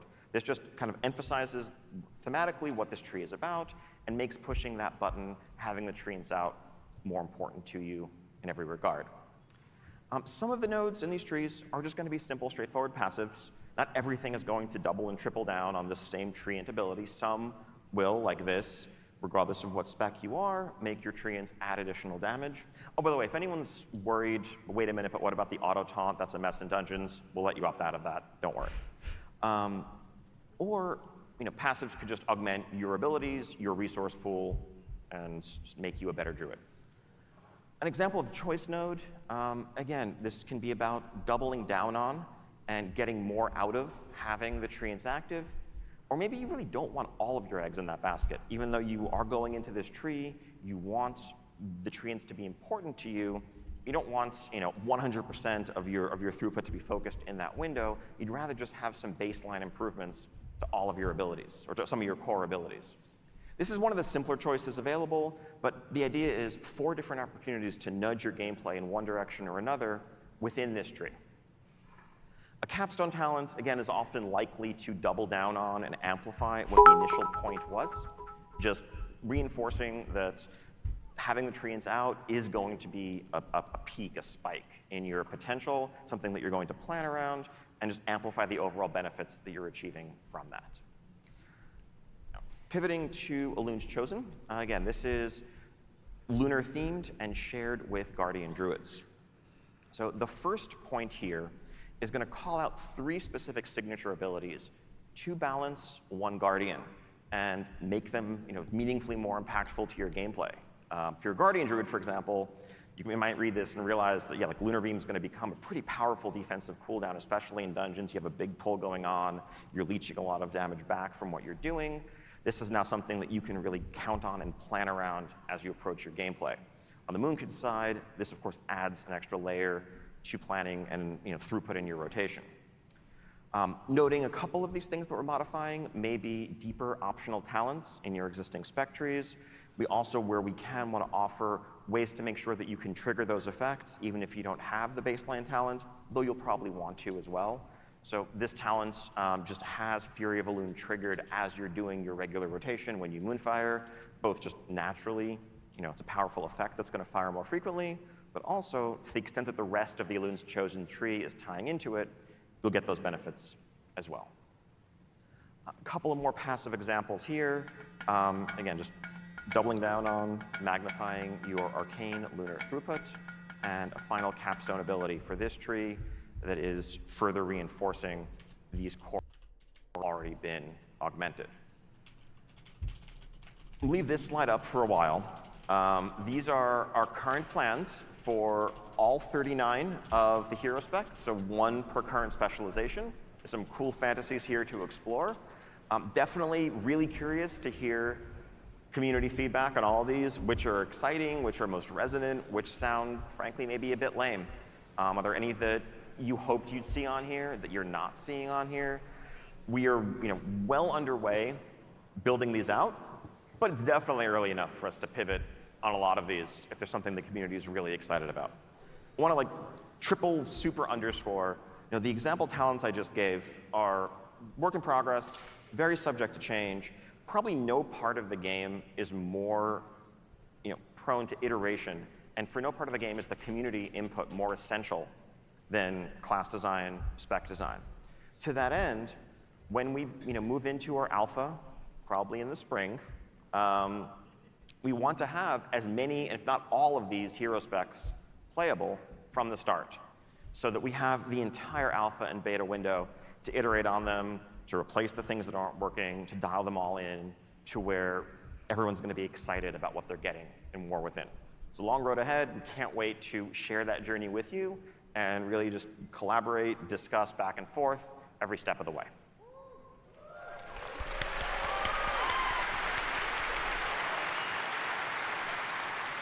All right, now some other stuff. Some you've heard about, some you haven't. First off, Aladrace, you get to be an Earthen. Awesome blinged out dwarves, or maybe not so blinged out if you want to customize them differently. These are going to be earned just by playing through the War Within campaign fully. There's no rep to grind here, nothing else beyond that. You are meeting the Earthen as, it's a first contact in essence. You're going to learn about the nature of their problems, the nature of their culture. You're going to work with them to overcome those problems, win their trust. And at the end of that journey, it will make sense. It will be a natural next step for them to lend you their aid and join you as either Horde or Alliance. So yes, Horde dwarves. We haven't yet finalized what their racial abilities are going to be, but the available classes, 10 out of the 13 available classes. Everything but Druid, Demon Hunter, and Evoker.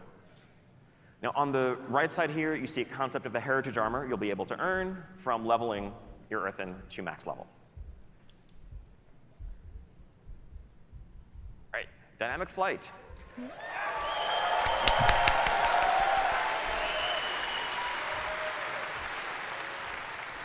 So it was obvious very early on in Dragonflight, probably before Dragonflight even released in beta, that we could never go back to how it used to be. Honestly, we hope that would be the outcome. We hope the feedback would be, this is so awesome, we just want this to be how flying works forever. But we immediately began, making plans for what that would mean, because, it's the only way to go. And so, dragon riding is going to become the default, no longer just dragons, but dynamic flight now in War Within and beyond. We want to make sure. Oh, weird. I meant to have 2 mounts here, but I only see Ashes on the right. But anyway. The key point being, we want to expand this to the broader array of mounts that you have available. I think the only downside of dragon riding as it exists today is that you don't have much reason to use so many of the mounts that are your favorites visually, aesthetically, that you've earned and done so much to collect. You want to make sure that as much of your collection is viable as possible. So not every single flying mount is going to be able to support dynamic flight. There's some animation logistics to work with there, but as many as we can. It's a 3-digit number. We want a very wide array of mounts being able to just fly the way you've always enjoyed with your dragons. And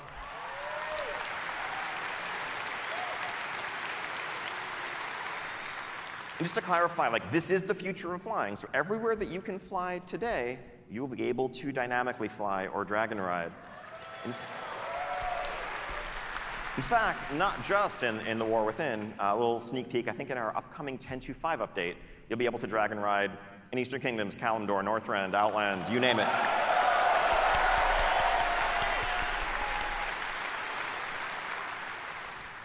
We also understand there are some folks, for accessibility reasons, personal preference reasons, maybe you just like being able to AFK in midair, that dragon riding isn't your favorite. We don't want to take anything away. We want to let all these mounts that can currently do the old school flying mode toggle between dragon riding or let's call it TBC flying. Up to you, whatever you prefer.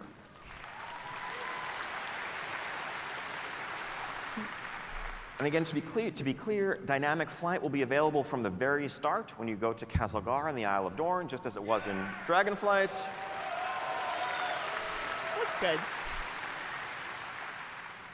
Old school TBC flying, Pathfinder style, will not be available right away, but it will be unlocked shortly after reaching max level with no reputation grind requirements. Just play through the campaign, explore the continents, then you can fly that way as well.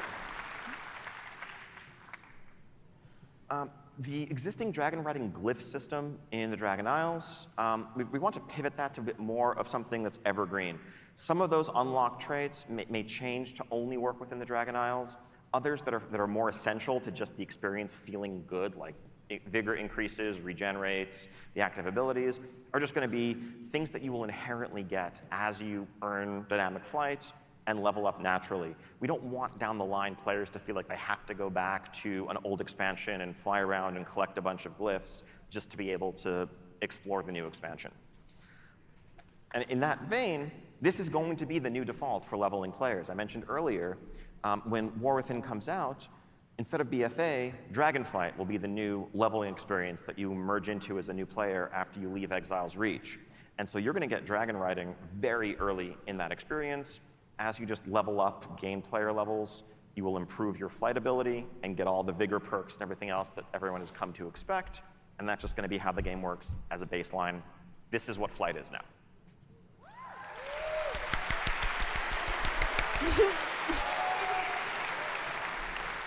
Don't worry, PvPers, we haven't forgot you. This is long overdue. We should have been doing this earlier. So there's a new battleground coming in War Within. It is a 10v10 map set in the Ringing Deeps. This is inspired by Silvershard Mines with a few twists. The Ringing Deeps are a place that's full of natural resources, that's very sort of thing that the Horn Alliance will be likely to skirmish over.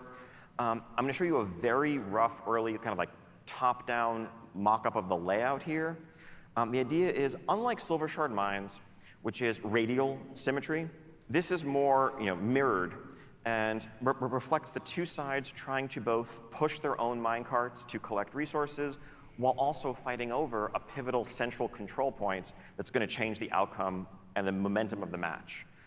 This is something that the team has actually been playtesting internally a bunch over the last couple of weeks, having a blast with. When we make battleground maps, we don't really artify them. We keep them really rough, which is why I don't have any good images to show just yet, because it really is all about the layout. There's no point making it look pretty if the spacing isn't correct, if the exact paths aren't correct. That's going to be the next step. Can't wait to get this in front of everybody to start testing in alpha and beyond. And this isn't just a one-off. We want to keep adding new battleground maps going forward. This is an essential part of the game. And I mentioned 10v10, but we are just about to undertake a little 8v8 solo queue RBG experiment in 10.2 in a week or two. So depending on how that goes, you may be experiencing this one 8v8 as well. So stay tuned. Bingo cards, bingo cards. Otherwise, we have a few ongoing interface updates that we're continuing to work on. In Dragonflight, we overhauled the HUD, the action bars, the unit frames, the baseline UI experience. We made it clear at the time that that was just the beginning. This is something we want to continue chipping away at, updating different pieces of the UI to be more streamlined, better reflective of the modern gameplay experience. So just a couple of examples here. So the spellbook, we are looking to modernize, update, actually make use of more than like a 1024 by 768 monitor resolution. Ideally, you're not going to have to flip through multiple pages to find some ability that's not on your action bars.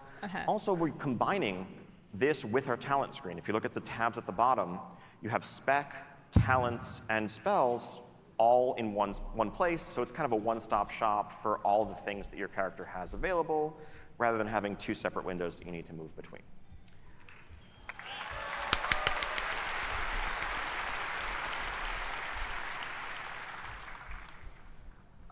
Some light updates here. I think improving the overall aesthetic of the quest log, the quest window. If this is harder to show off just in a single screenshot, but we are adding a bunch of filters to allow you to hide and show different objectives, to see more quests available at once, to filter your log for the things you care about most.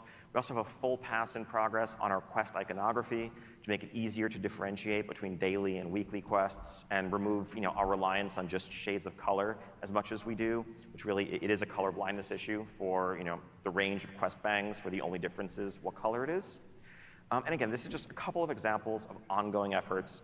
This is a project that will never be done. We're just going to continue improving and updating different aspects of the UI as we go.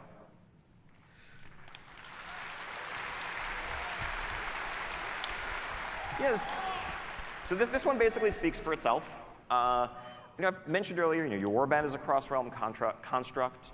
Increasingly, so many of the activities that players engage in socially span multiple realms. You have a raid group, you have a Mythic Plus group that you run with, group that you PvP with, but you can't be in the same guild together, not any longer. That's a thing that will change when War Within comes out.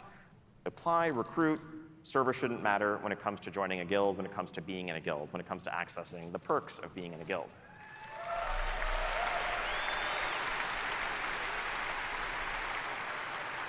And people may be wondering, wait a minute, what does that mean if now guilds are cross-realm?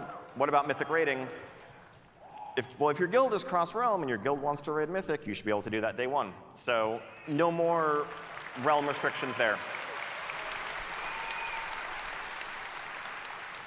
The Hall of Fame will still exist, just kind of as a memorial of accomplishment, but it's not going to be tied to unlocking anything anymore.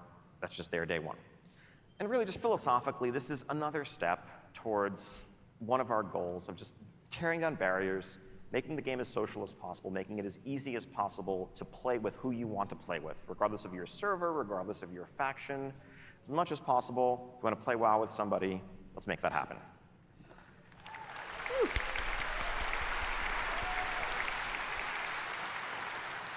All right, so that brings us to the end of this whirlwind tour / deep dive of War Within features. I know there's still a bunch of questions, a bunch more information to share. Can't wait to do that in the coming days and weeks. But to begin, I'd like to invite everybody, if you have questions, if you're here at BlizzCon, go to the Darkmoon Fair in Hall D. You can drop off questions there. If you're going online, you can go to the WoW or WoW Classic subreddits or our official forums and either ask your questions there or upvote others. This coming week, when we get back to the office, we're going to huddle, review the top questions, and record streams for both Classic and for War Within, addressing the top questions to try to get as much information out there as possible. So.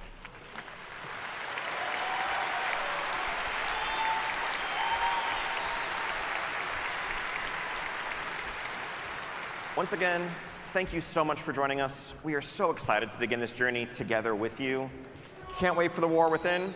Enjoy the rest of BlizzCon. Enjoy the rest of the weekend. I love you all. Woo! All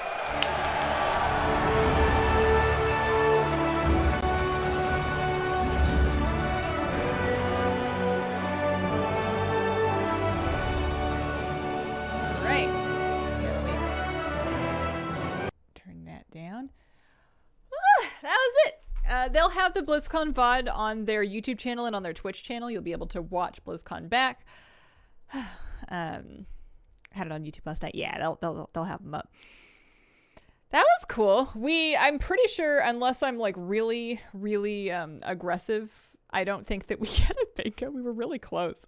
We could have gotten it with, I mean, you could make an argument that, oh, you can customize the Earthen, but I'm sure there will be more customization for existing races in War Within. I betcha it's just the kind of thing that doesn't make like the BlizzCon stage. Same with like race class combos. Went about as well as it could have, with the exception of no player housing. Yeah, I agree with you. Oh, also nameplates. I have it done, but it wasn't wherever this one is. They didn't do nameplates. I wanted them to. I thought they were gonna. I was so excited. They got me. Didn't happen. Do delves count as archaeology? No. They sound to me, I'm really interested to try it. I feel like I'm just gonna have to play it to get a feel for whether that's something that I spend a little time doing, a lot of time doing. It sounds like it could be a fun thing to kind of poke around on stream. I might have a specific character that's just for it. Maybe I don't do any of it. It's kind of hard to say until we get to play it. Warbands are like the thing, though. That sounds super good for me. Yeah, that's true, actually. The Delves mount is really cool. I'll probably have to do at least enough of it to get that. I hope they're not in and out in 5 minutes thing. They did say bite-sized. I don't know what that means. I would expect like 10 to 15 minutes at most. I would be very surprised if it was more than that. Delves is one of the evergreen systems. It's something that they say that they want to continue doing, not just for the War Within, but going forward. Yeah, I thought Eden's shirt was hilarious. It sounds a lot like Sniff and Seeks, but it sounds like they want to make it more relevant. It sounds like they want to make an actual power curve for them so that you need upgrades in progress from earlier delves to be able to do later ones. Am I feeling more confident than yesterday? About what? Gearing up to heroic raid gear is crazy to me. Going to be a place like a garrison. So it's not like as far as I can understand, right now, it's not a place. It's just kind of a way that they're branding a bunch of quality of life changes across alts. It's not like a specific amount of your alts. It seems like it's going to be all of your alts. It's like an overall, you've got an overhauled character select screen. You've got this account-wide bank. You've got account-wide reputations and renowns. Yeah, state of mind, exactly. Forbidden Reach vaults, I felt like, I guess there was some combat in it, but there was no progression. It was no like, you're going to do this vault and then you're going to do a harder vault. Torghast had more of that power progression, but you were getting the power to progress through Torghast outside of it for the most part. I mean, was there Torghast? No, there was Torghast research, wasn't there? There was Torghast research. Anyway, yeah, I think they're setting up player housing for later, but I'm also deeply committing to the copium. Yeah, it does seem a lot more user-friendly. It does seem a lot more just smooth, and they love seamless. They love saying that things are seamless. I miss Insane Torghast powers. I want them back. Hype for WoW for the first time since Legion. Oh yeah. The keys is very reminiscent of I did mark off Streamline on the bingo card. It still didn't get us a bingo though. Alt Guild, sort of. New character screen. I'm so excited about the character screen. I feel like I'm going to have to give some great deep thought into which ones are going to be in like the camp and what they're going to wear and stuff like that. I want to wait, not play until it comes. Pumped about the mushroom hats. Yeah, hero talent is also supposed to be supposedly evergreen. Something they might work on over time. Do you think corruption will come back at midnight? Oh, I would be surprised. Your MySpace top 4. Yeah, the bank is so sick, especially for people that like to craft and do professions. Being able to like stock up on mats and have those be in, I'm hoping that you can get a lot of room in it. I'm hoping that you can have a big warband bank, especially the reagent bank and the reagent tabs, because like, you know, you might want to stock up a lot of stuff in there so that you can do all the professions without having to mail stuff around. Thought I was going to be able to take an alt questing with you, like the Legion followers, except with an alt. Yeah, no, doesn't sound like so much. Guessing it's going to be 10 slots in the bank. I think there's no limit to how many characters are your warband. I don't think you're going to have to decide who's your warband and who's not. I think that the loading screen was kind of confusing people, like that camp thing, but that was just for displaying the login screen. I could be wrong. I watched the same show as you. But my understanding is that you're not limited in your warband alts. It seems like it's going to be all of your alts. Bank looked really big. Oh, did he say it? Did I miss it? Are we confused? All alts are in warband. Yeah, that's what I thought. I'm confused. I am lacking in lunch. 4 that you really like. Yeah. Additional tabs. Lots of room for tabs. Yeah. They better be big. They better be big. Q&A today, and that's it. No Q&A. They're taping a Q&A to release later after BlizzCon. That's it. That's it for today. There's esports, there's Guild Clash, and there's Arena and whatnot, I'm pretty sure. Still sus about the direct there leather. You think they're up to something? Yeah. All right. I am going to wrap up for today. I will be back tomorrow for a post-BlizzCon stream, aka normal Sunday morning stream. We will find something to do. We will find some things to talk about. I'm sure it will be fun. Appreciate you guys. Thanks for joining me. Happy BlizzCon, and I hope you have a wonderful, wonderful day.